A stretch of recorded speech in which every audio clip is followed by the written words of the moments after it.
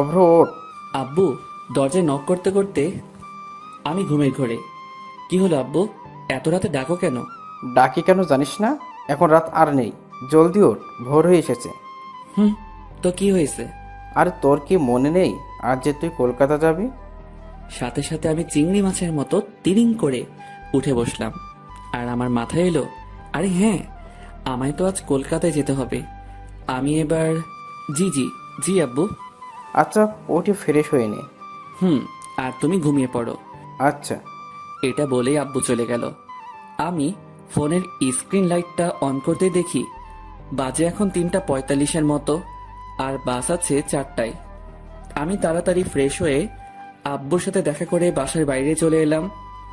এখনো 5 মিনিট বাকি, তাই শীতলদার দোকানের সামনে গিয়ে শীতলদাকে রাগাবো বলে, শীতলদা, তুমি এত ভোরে দোকান খোলার মানে কি? কোথায় একটা এত সুন্দর ভাবি আছে, তাকে নিয়ে একটু রোমান্স করবা, তা না, দোকান খুলে বসে আছে। শীতলদা এবার বাইরে এসে, তুই আর কি বুঝবি, বাপের হোটেলে খাস তো। বাপের হোটেলে খাই তো বটে, তার সাথে লেকচারও ফ্রিতে খেতে হয়। আচ্ছা, চা খাবি? হুম, মন্দ হয় না, দাও। আর সিগারেট? না দাদা, আমি ওসব খাওয়া ছেড়ে দিয়েছি। শীতলদা এবার খুব হেসে আমায় খিল্লি করে, ভূতের মুখে রাম নাম। থাম বড় ভাই, থাম। ওই তো, বিশ্বাস করো না, তা কোথায় যাচ্ছিস এত ভোরে? একটা ফ্রেন্ডের বাসা। ফ্রেন্ডের বাসা নাকি?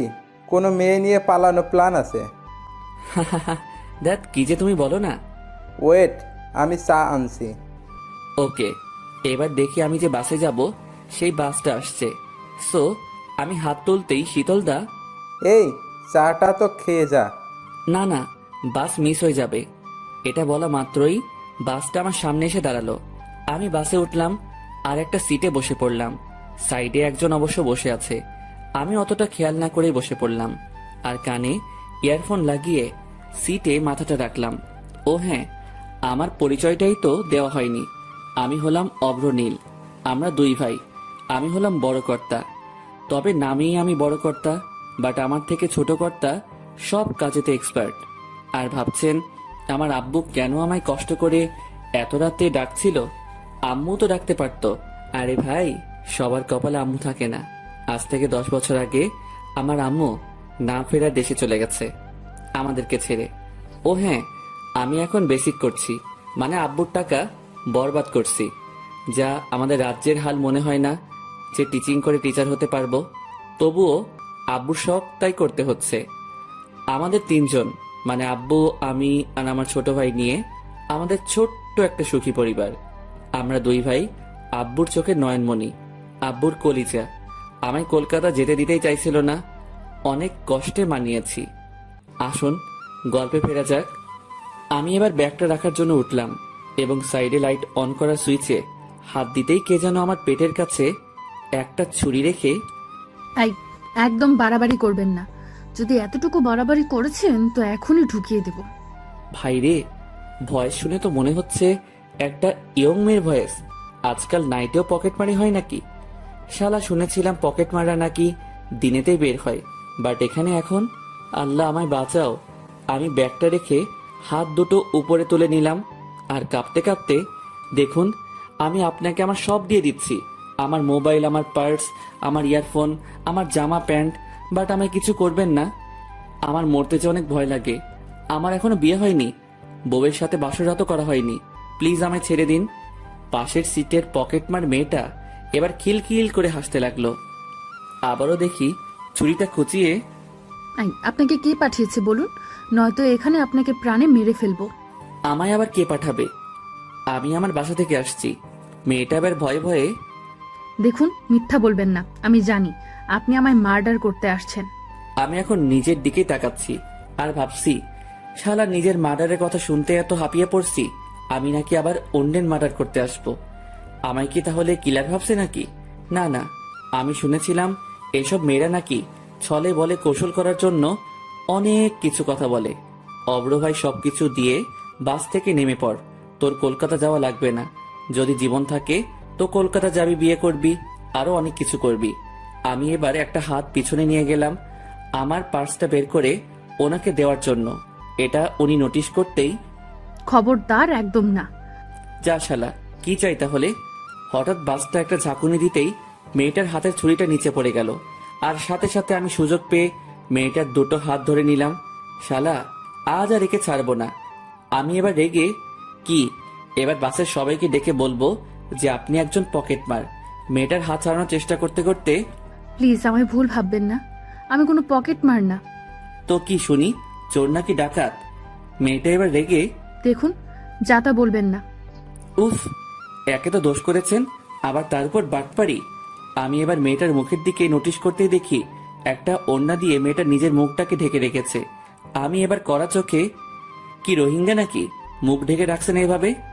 আপনি কে যে আপনাকে বলতে যাব? হাত ছাড়ুন বলছি, নয়তো আপনি বাঁচবেন না কিন্তু।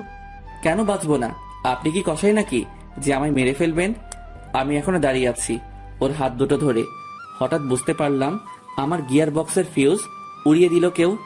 আমি আমার গিয়ার বক্সের দিকে লক্ষ্য করতেই দেখি মেয়েটা ক্যাপ করে আমার ওখানে একটা লাথি মেরেছে। আমি যন্ত্রণায় মেয়েটার হাত ছেড়ে দিয়ে মেয়েটার থেকে লুকিয়ে ওখানে হাত দিয়ে, উফ, মরে গেলাম গো, পেতনিটা আমার আর ছেলে হতে দেবে না গো, এটা বলে বসে পড়লাম আর সিটে মাথা রাখলাম আর যন্ত্রণায় আহ উহ করতে থাকলাম। অবশেষে হালকা একটু যন্ত্রণা কমলো। এখন দেখি মেয়েটা ছুরি নিয়ে আমায় কোনো রকম ভয় দেখাচ্ছে না। মেয়েটা জানালার দিকে তাকিয়ে আছে, আমি রাগে ওর দিকে তাকিয়ে আছি। একবার বাস থেকে নামতে দে, তোকে আমি দেখে নেব। জানালার হাওয়াতে মেয়েটার ওড়নাটা আমার মুখের উপর পড়তেই আমি আরো রেগে, নিজের জিনিস সামনে রাখতে পারেন না? এটা বলেই আমি ওড়নাটা আমার মুখ থেকে সরালাম আর মেয়েটাও আমার দিকে রাগি লুকিয়ে তাকিয়ে, সরি বলছি তো। ভাইরে, মেয়েটার মুখের দিকে আমি প্রথমবার তাকাতেই পুরাই ক্রাশ। আমার মনের গিটারটা টুং টুং করে বাজতে লাগলো। আহা, শালা একটা পকেট মার এত সুন্দরী হবে বলে আমি ভাবতেও পারিনি। ঘোলাটে দুটো চোখ, চোখের উপর নিচে কাজল মাখানো হালকা, নাকে একটা নাক ছাবি আর দুটো গালে শুধু রাগের ছাপ। হাওয়াতে ওর চুলগুলো এবার আমার মুখের উপর পড়তে লাগলো। আমি তো পুরাই হারিয়ে গেলাম।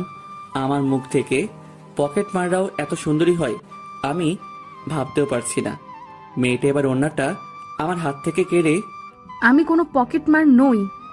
অভ্র পকেট মার হোক আর যেই হোক, বউ যদি বানাস একেই বানাস ভাই। উফ, পরীটা মনে হচ্ছে, ও রূপ দেখতেই থাকি। আমি হালকা হেসে, বুঝলাম আপনি তো পড়ি। না, আমি সেটাও না, আমি একজন সাধারণ মেয়ে। হুম, আমার তো মেয়ে বলে মনে হচ্ছে না। মানে? আমার তো মনে হচ্ছে আপনি স্বর্গ থেকে নেমে আসা কোনো এখন পড়ি। মেয়েটা হালকা হেসে চুল গুটিয়ে কানের মাথায় উপরে রাখতেই, হায় হায় হায়, আমি আরো ফিদা হয়ে গেলাম। বুকের বাম পাশে হাত দিয়ে মেয়েটার দিকে তাকালাম আর ওই মেয়ে, ক্রাশ খেয়েছি, হয় নাম্বার দেন নয়তো টাকা দেন। মেয়েটা এবার ব্যাগে হাত ঢোকালো, সাথে সাথে আমার মনে লাড্ডু ফুটতে লাগলো। এই রে অভ্র, তোর ভাগ্য খুলে গেছে রে, প্রথম চান্সে মেয়ে নাম্বার দিবে বলে ফোন বের করছে। আহা, আজ মনে কি আনন্দ। এবার দেখি মেয়েটা ব্যাগ থেকে হাত বের করে আমার হাতের উপরে কি যেন একটা রাখলো। আমি হাতের দিকে তাকাতেই দেখি শালা একটা 1 টাকার কয়েন। আমি মেয়েটার দিকে অসহায় চোখে তাকালাম আর বুঝলাম এই মেয়ে এত সহজে চিপে উঠবে না, একে চারা দিয়ে তুলতে হবে। মানে বুঝতেই পারছে না আমার কাছে তো নিনজা টেকনিকের গোডাউন আছে, সো ইউজ করা যাক।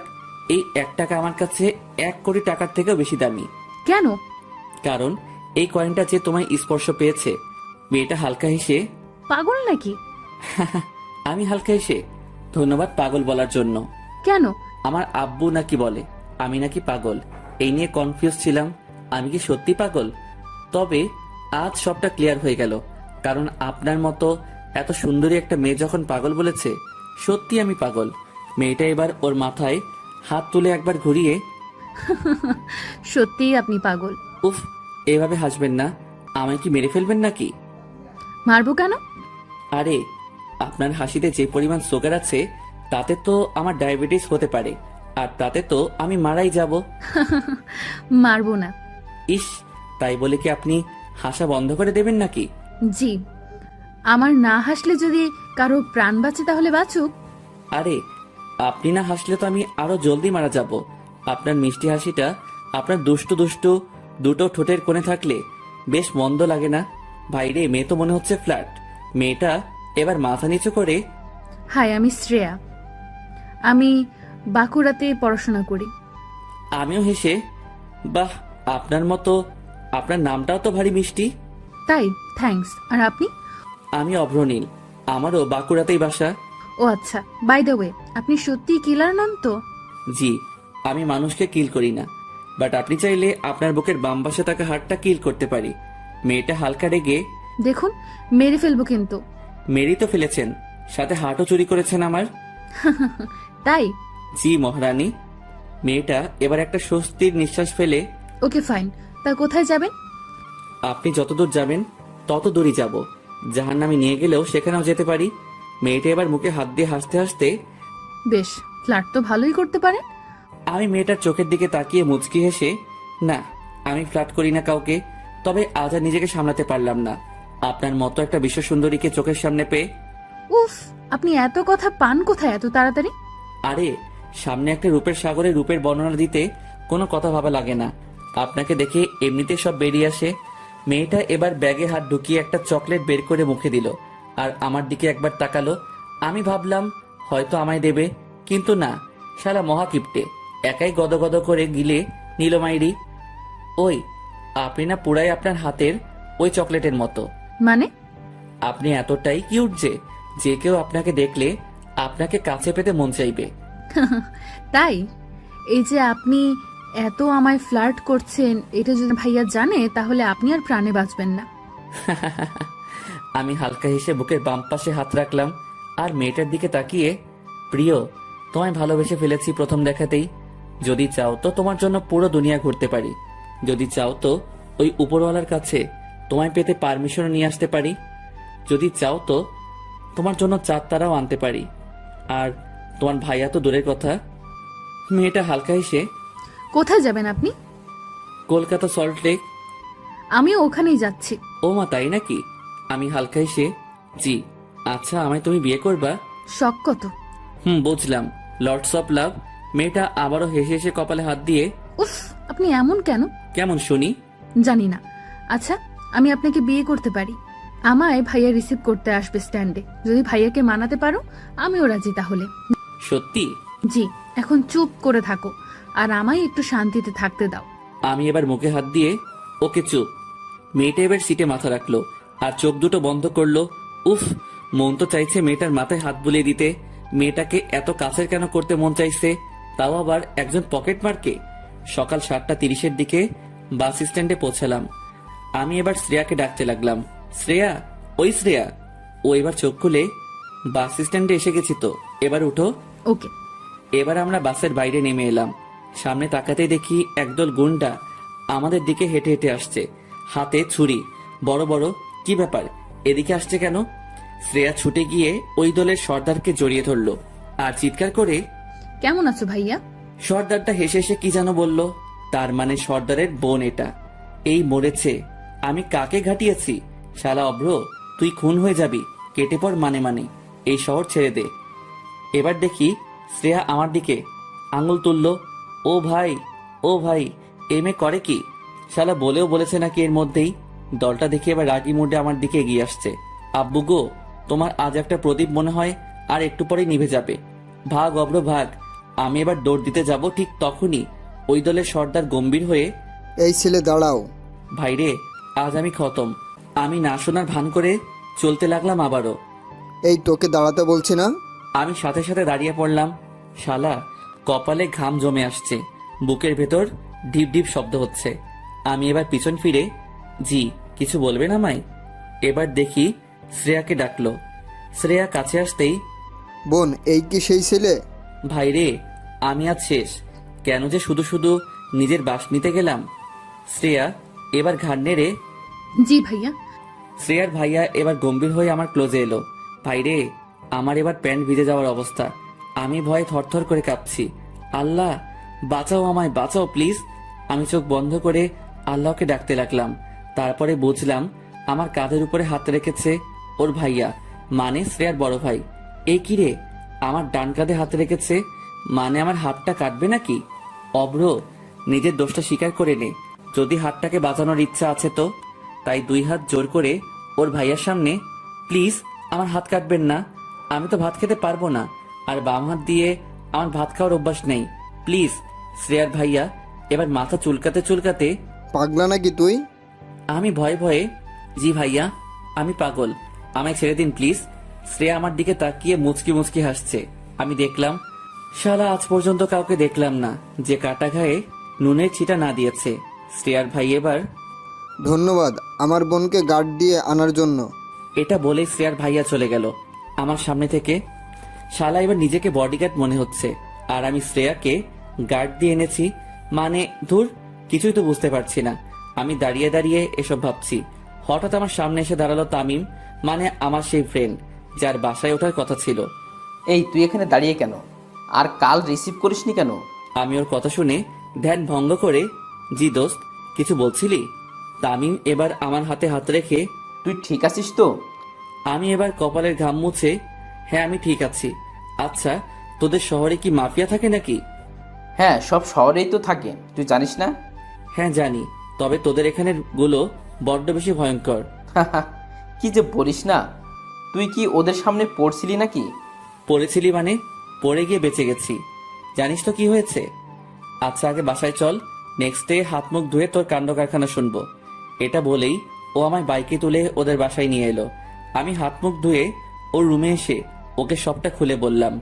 তামিম দেখি ভয়ে পুরাই থমকে গেছে, আর আমার দিকে তাকিয়ে হাততালি দিয়ে, তোকে আমি কতবার বলেছি মেয়েদের সাথে ফ্ল্যাট অফ কর। আমি হালকা হেসে, কি করব বল দোস্ত, আমি যে সিঙ্গেল, যে মেয়েকে দেখি তাকে নিয়ে স্বপ্ন দেখা শুরু করে ফেলি। জি, এবার এটাও দেখো যে একদিন গুলি খেয়ে পড়ে আসিস। আমি এবার একটু ভাব নিয়ে, দেখ দোস্ত, এই অভ্র কারোর থেকে কম না।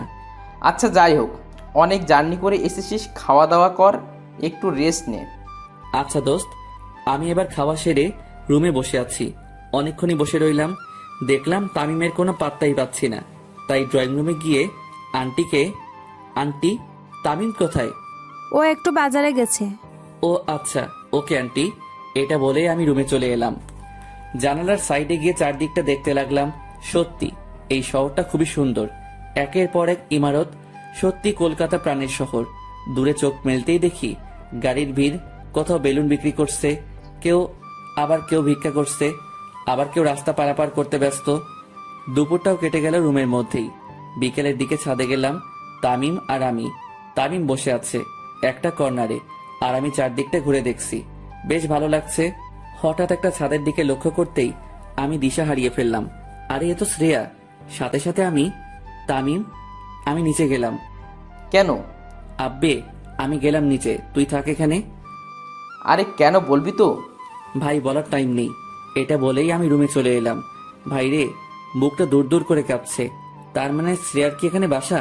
তামিমও কিছুক্ষণ পর রুমে আসতেই, আচ্ছা তামিম, তোদের এই এলাকায় কি কোনো মাফিয়া থাকে? না তো, কেন?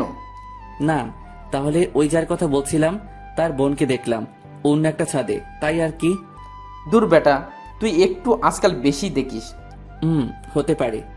আমি এবার ড্রেস চেঞ্জ করে বাইরে এসে দাঁড়িয়ে আছি তামিমের জন্য। বেশ স্টাইল এবং ভাব ধরে পকেটে হাত গুজে হিরো আলমের মতো দাঁড়িয়ে রাস্তার দিকে তাকিয়ে আছি গেটের সামনে। সাইড থেকে কে যেন বলল, এক্সকিউজ মি। আমি সাইডে তাকাতেই দেখি, আরে এ তো শ্রেয়া। আমি সাথে সাথে মুখ ঘুরিয়ে নিলাম। শ্রেয়া এবার আমার সামনে এসে, আপনি সেই ছেলেটা না যার সাথে আমার বাসে মিট হয়েছিল? আরে কি যা তা বলছেন, আমি আপনাকে চিনি না। শ্রেয়া এবার আমার সামনে এসে, না, আপনি সেই ছেলেটাই। শ্রেয়া এবার আমার হাত ধরে হ্যান্ডশেক করে, থ্যাংক ইউ সো মাচ আমায় আমার গন্তব্যে পৌঁছে দেওয়ার জন্য। আমার পেছনে এই শহরের এক মাফিয়া লেগেছিল।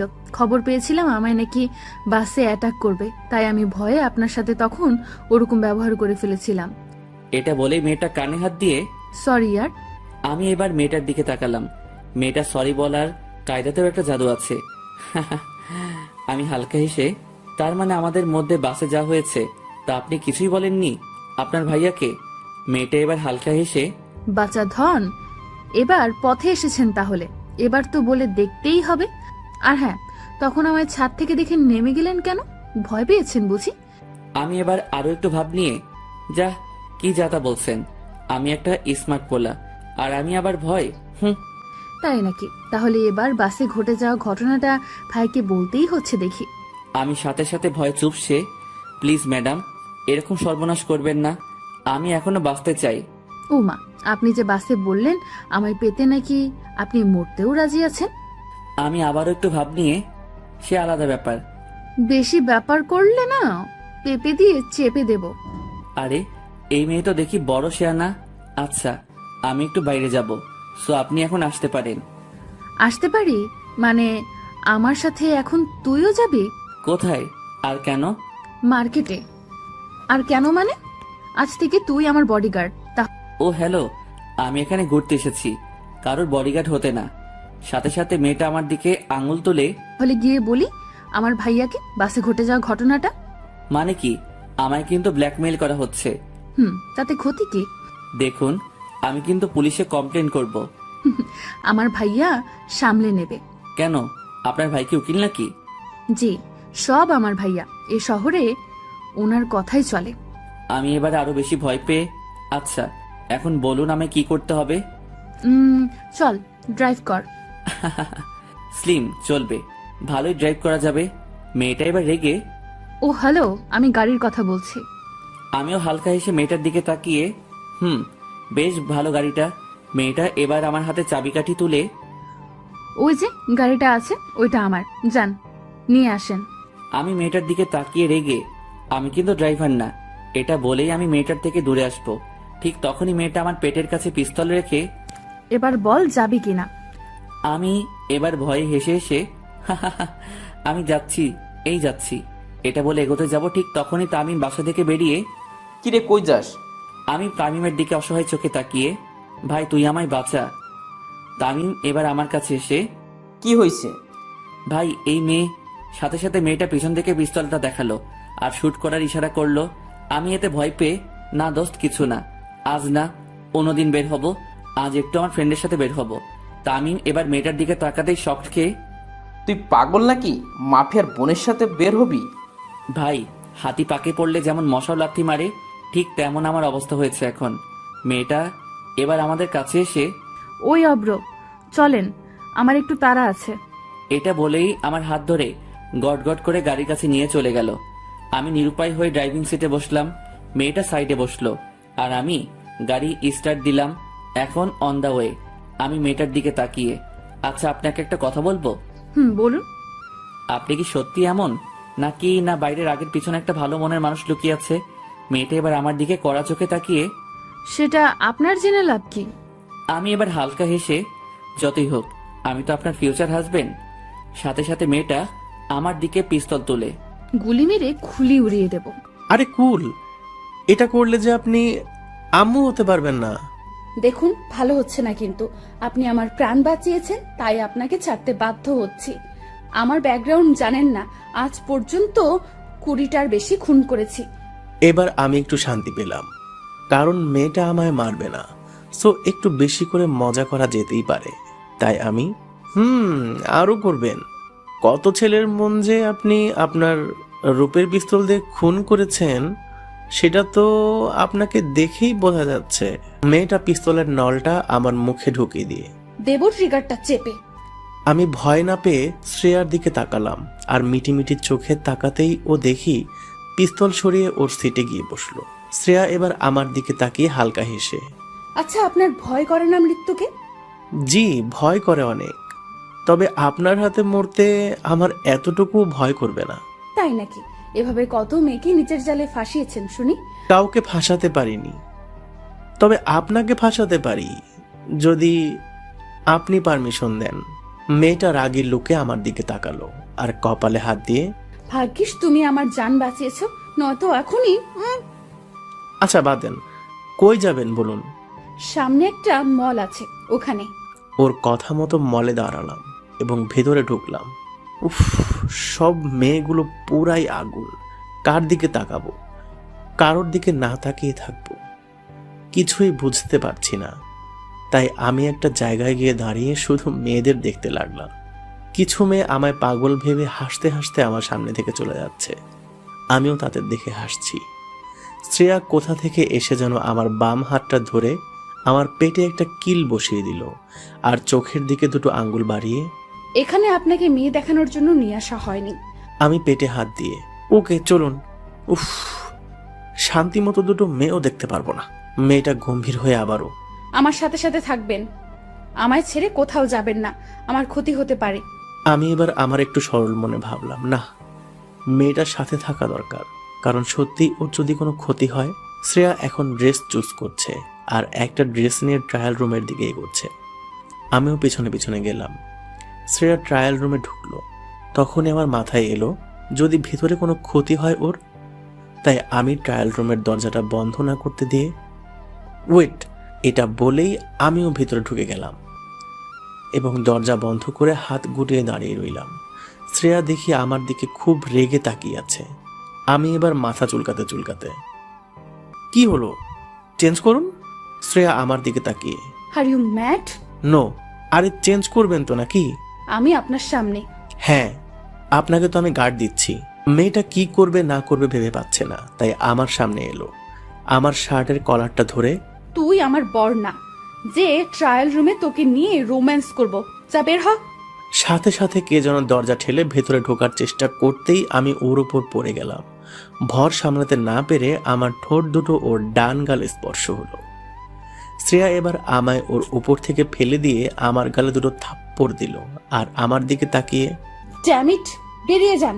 আমি গালে হাত দিয়ে চুপচাপ বাইরে গাড়ির কাছে চলে এলাম। শ্রেয়া শপিং না করে সোজা গাড়ির কাছে এলো এবং আমার দিকে ঘৃণার চোখে তাকালো এবং গাড়ির বাম সাইডে গিয়ে বসলো। আমি কোনো কথা না বলে ড্রাইভিং সিটে বসলাম। গাড়ির স্টার্ট দিয়ে রাস্তার উপরে উঠলাম। কোথায় যাব এখন আমরা? বাসায়। আপনার কই বাসা? আপনি যেখানে এসে উঠেছেন তার সাইডেই। ও আচ্ছা। এটা বলেই ও মুখ ঘুরে নিল জানালার দিকে। আমিও আর কোনো কথা না বলে সোজা বাসার কাছে গাড়ি নিয়ে এসে গাড়ি থেকে নেমে চলতে শুরু করলাম। তখনই মনে হলো আমার সবটা জানানো উচিত, কারণ তখন তো ভুলটা আমার ছিল। তাই আমি, এই যে শুনছেন ম্যাম? মেয়েটা গম্ভীর হয়ে আমার দিকে তাকিয়ে, ইয়েস। বলছি যে, কোনো কথা না গো। আমি এবার মাথা নিচু করে, প্লিজ আমার কথাটা শুনুন। তখন আমি ইচ্ছা করে আপনার উপর পড়তে চাইনি। ট্রায়াল রুমের দরজায় কেউ ধাক্কা দিয়েছিল, তাই আমি আপনার উপরে পড়তে বাধ্য হয়েছিলাম। যতটা খারাপ আমায় ভাবছেন আমি কিন্তু ততটা না। এটা বলেই আমি মুখ ফিরিয়ে তামিমদের বাসায় এসে ঢুকে গেলাম। রুমে এসে বসে আছি। তামিম নাকি একটু কাজে বাইরে বের হয়েছে। আমি বিছানায় বসে আছি কপালে মোবাইলটা রেখে। মনে হচ্ছে ভুলটা আমারই। কোনো মেয়ের সাথে আমি কেন? যে কোনো ছেলে এরকম ব্যবহার করলে সত্যিই দোষী মনে হবে। নিজেকে খুব গিল্টি ফিল করছি। এখন বাজে প্রায় 8:30টার মতো। তাই একটু তামিমদের বাসার ছাদে গেলাম। ছাদের এক কর্নারে দাঁড়িয়ে মুখে একটা সিগারেট তুললাম। অবশ্য আমি নেশা ছেড়ে দিয়েছিলাম, কিন্তু আজ এতটা আমার খারাপ লেগেছে, আমার ঠোঁট আবার সিগারেটের স্পর্শ পেতে বাধ্য হলো। ছাদে বেশ বসন্তের হাওয়া বইছে। সারা দিন গরম আর হালকা শীতল বাতাস। সিগারেটটা একটা টান নিয়ে বাম হাতে ধরে ছাদের পাঁচিলের উপরে হাতটা রাখলাম আর মাথাটা নিচু করে শ্রেয়ার সাথে ঘটে যাওয়া ট্রায়াল রুমের ওই মোমেন্টটা ভাবতে লাগলাম। ছি, নিজেকে আমি কন্ট্রোল করতে পারলাম না। চিলেকোঠায় একটা লাইট জ্বলছে, তামিমদের বাসায় আরও অবশ্য জ্বলছে অন্যদের বাসাতেও। আমি লাইটের চারিদিকে তাকাচ্ছি আর এক সময়ে মাথাটা উঁচু করে ছাদের পাঁচিলে গা হেলিয়ে দাঁড়িয়ে রইলাম। আমি ভুলেই গেছি যে আমার হাতে সিগারেটটা জ্বলানো আছে বলে। অন্ধকারের মধ্যেই কে যেন আমায় ডাকতে লাগলো। আমি বুঝতে পারলাম না কে আমায় ডাকছে এই টাইমে। আমি কোনোরকম মনোযোগ না দিয়ে চুপচাপ দাঁড়িয়ে রইলাম কিছুক্ষণ। একসময় আমি চাঁদের দিকে তাকিয়ে আছি এবং চাঁদের রূপ দেখছি। হঠাৎ আমার কাঁধে কে যেন টাচ করলো। আমি মাথা ঘোরাতে দেখলাম শ্রেয়া আমার কাঁধে হাত রেখে আমার দিকে তাকিয়ে আছে, কেমন একটা দৃষ্টিতে যেন। আমি মাথা নিচু করে, আপনি এখানে? শ্রেয়া এবার হাত দুটো গুটিয়ে ঠোঁটের উপর ঠোঁট চেপে, জি, কোনো সমস্যা? আরে সমস্যা কেন হবে, আপনাদের এলাকা। আমি বলতে চেয়েছি তামিমদের বাসায় আপনি একা এসেছেন, তাও আন্টি কিছু বলেনি আপনাকে আসতে দেখে? জি না, আমি তো এখানেই থাকি, তাহলে আমায় কেন কেউ কিছু বলবে? ও হ্যাঁ, তাই তো। আমি একগাল হেসে, আমি আবারও গিল্টি ফিল করতে করতে, তখন তো সরি বললাম, আবার কি থাপ্পড় মারবেন নাকি, তাই হয়তো এখানে এসেছেন। শ্রেয়া আমার দিকে তাকালো এবং আমার গালের কাছে ওর একটা হাত নিয়ে এসে, ওই ছেলে কি ভাবেন নিজেকে? তেমন কিছু না, একজন সাধারণ ছেলে ভাবি। সাধারণ ছেলে ভাবেন তো আমায় তখন বুঝিয়ে বললেন না কেন যে দোষটা আপনার ছিল না? দেখুন ম্যাম, আপনার ভাইয়া এই শহরের একজন মাফিয়া। আপনার সাথে টেক্কা দিয়ে কথা বলতে গিয়ে হয়তো আমি তামিমদের ফ্যামিলি এবং নিজের ফ্যামিলিকে বিপদে ফেলতাম, তাই সবটা আমি মাথা নিচু করে সহ্য করে নিয়েছি। আর আপনার কথা মতো আপনার কোনো ক্ষতি যাতে না হয় তার জন্যই আমি ট্রায়াল রুমেও ঢুকেছিলাম, যাতে আপনার কোনো ক্ষতি না হয়। ম্যাম, হয়তো এই কলকাতা শহর নিয়ে আমার এক্সপিরিয়েন্স নেই, তবে শুনেছি কিছু কিছু বড় বড় মলে কিছু ফাজিল বখাটে পোলাপান সিক্রেট ক্যামেরা রাখে, তাই আর কি। আপনাকে হয়তো সেই টাইমে বললে আপনি রেগে যেতেন, তাই আমার কথায় আপনাকে ব্যস্ত রেখে চারিদিকটা তাকিয়ে আপনার রক্ষা করার কর্তব্য পালন করছিলাম। শ্রেয়া আমার কথাটা শুনে মাথাটা নিচু করলো আর হালকা কণ্ঠে, আমার তখন ওভাবে আপনাকে মারাটা ঠিক হয়নি। আমি আবারও হালকা হেসে, আরে না না, ঠিক আছে। শ্রেয়া এবার আমার দিকে তাকিয়ে, আমার দিকে তাকাবেন না। জি, শুনতে তো পাচ্ছি, বলুন না। আমি মাফিয়ার বোন মানে এই না যে আমিও মাফিয়া। জানেন তো, আমি একজন সাধারণ মেয়ের মতো জীবনযাপন করতে চেয়েছিলাম, বাট কখনো তা পেরে উঠিনি, কারণ আমি যে মাফিয়ার বোন। জানেন, আমি চেয়েছি সবসময় কোনো ভিড় রাস্তায় হাঁটতে, কিন্তু আমি যখনই এই শহরের কোনো রাস্তায় বা কোনো গলিতে হাঁটি, আমি দেখে সবাই বলে, এই সবাই সরে দাঁড়াও, মাফিয়ার বোন আসছে। জানেন, আমার কোনো ফ্রেন্ডও নেই। কেন? কারণ আমার ভাইয়া মনে করেন ফ্রেন্ড থাকা মানে আমার মাথাটা তারা নষ্ট করে দেবে। এসব থেকে বাঁচতে আমি অনেক কষ্টে ভাইয়াকে মানিয়ে আপনার শহরের একটা কলেজে অ্যাডমিশন নিই। ও আচ্ছা। অভ্র, দেখুন, আমি জানি আপনার মনে আমায় নিয়ে একটা ভালো লাগা শুরু হয়েছে। একটু আগে বললেন না আপনি কোনো রকম আপনার জন্য আপনার ফ্যামিলি এবং তামিমের ফ্যামিলিকে বিপদে ফেলতে পারবেন না। তা একজন ভালো ফ্রেন্ড হিসেবে আপনাকে বলছি, প্লিজ নিজের প্রাণটাকে আমার জন্য আর ভাইয়ার হাতে আপনাদের দুটো ফ্যামিলিকে বলি হতে দেবেন না, প্লিজ। আমি মাথা নিচু করলাম এবং ঘাড় নেড়ে, ওকে। মেয়েটা এবার হাত বাড়িয়ে, তাহলে আমরা একজন গুড ফ্রেন্ড, তবে সিক্রেট। No thanks. এটা বলেই আমি নিচে চলে আসার জন্য চিলে কোঠায় এলাম। শ্রেয়া দৌড়ে আমার সামনে এসে আমায় আটকে, কি হলো বলুন? আমি চাই না আমরা দুজনে এই বন্ধুত্বের সম্পর্কে জড়াই। শ্রেয়া এবার মাথা নিচু করে, ওকে, নো প্রবলেম। আমি চাইছি শ্রেয়াকে কিছু বলবো, বাট আমায় কেন জানি আমার মন বলতে দিচ্ছে না। হ্যাঁ, এখন সেই ভালো লাগাটা কোথায় যেন হারিয়ে গেছে। ভালো লাগা তো বেশিক্ষণ টিকে না, আর এটা তো কোনো মুভি না যে এই একবেলার ভালো লাগাতে ভালোবাসা বলবো। আমি শ্রেয়ার দিকে তাকিয়ে মুচকি হেসে, চলুন নিচে যাই, না হলে আন্টি কি যাতা ভেবে বসবে। ওকে। এটা বলেই দুজন পাশাপাশি চলতে শুরু করতেই একে অপরের হাতের ওপর স্পর্শ হতেই আমি হাতটা ঝিমকে নিলাম। আলাদা একটা খুব ভালো লাগা অনুভূতি এখন কাজ করছে। মেয়েটার দুলতে থাকা কানের দুলটার মতো আমার বুকের বাম পাশের হার্টবিটটা ধক ধক করতে লাগলো। আমি হাতটা আবারও নিচে নামিয়ে রাখলাম, শুধুমাত্র একবার শ্রেয়াকে ফিল করার জন্য। তবে এবারে শ্রেয়া হাত দুটো উপরে তুলে নিয়েছে। নিচে নেমে আসতেই আমাদেরকে তামিম দেখে আর কাছে ছুটে এসে আমার কানে কানে, এই হারামি, আজ ছাদে, কাল তো রুমেও নিয়ে আসবি দেখছি। শ্রেয়া এটা হালকা শুনতে পেয়েছে। তামিমের দিকে রাগী লুক দিল এবং ফিসফিস করে, ইডিয়েট। দেখলি তো কত বড় ফাজিল মেয়ে, কেন যে তুই ওর পাল্লায় পড়লি? আমি তামিমের দিকে তাকালাম আর মজা করে, আরে বিয়ে করছি ওকে কাল পালিয়ে নিয়ে গিয়ে, আর ভাবছি তোকে সাক্ষী রাখবো সাথে সাথে। এই, তুই কি বলছিস? তোর মাথা ঠিক আছে তো? জি ভাই, কাল রেডি থাকিস যাওয়ার জন্য কোর্টে। না ভাই, আমার কাল কাজ আছে। তামিম খুব ভয় পেয়ে গেছে আমার কথা শুনে। পরের দিন সকালে রুমে বসে আছি আমি আর তামিম। দেখলাম শ্রেয়া তামিমদের বাসায় এসে আন্টির সাথে গল্প করছে। আমি দরজা থেকে উকি মেরে দেখলাম আন্টির দিকে শ্রেয়ার কোনো খেয়াল নেই, ওর দু চোখ কাউকে যেন খুঁজছে। অবশেষে শ্রেয়া আন্টির সামনে বলেই ফেললো, আচ্ছা আন্টি, তামিম কোথায়? রুমে আছে। কেন? না মানে আন্টি, তামিম ভাইয়ের সাথে কিছু নোটস কালেক্ট করার ছিল, তাই আর কি। ও তাই নাকি? তাহলে রুমে যাও ওর, আর আমি কিছু তোমাদের জন্য বানিয়ে নিয়ে আসি কিচেন থেকে। ওকে। শ্রেয়া এবার রুমের দিকে এগিয়ে আসতেই আমি দৌড়ে গিয়ে সোফায় বসে পড়লাম, মোবাইলে মাথা গুঁজে। শ্রেয়াকে তামিম ওর রুমে দেখতেই আমার দিকে তাকিয়ে, আপনি?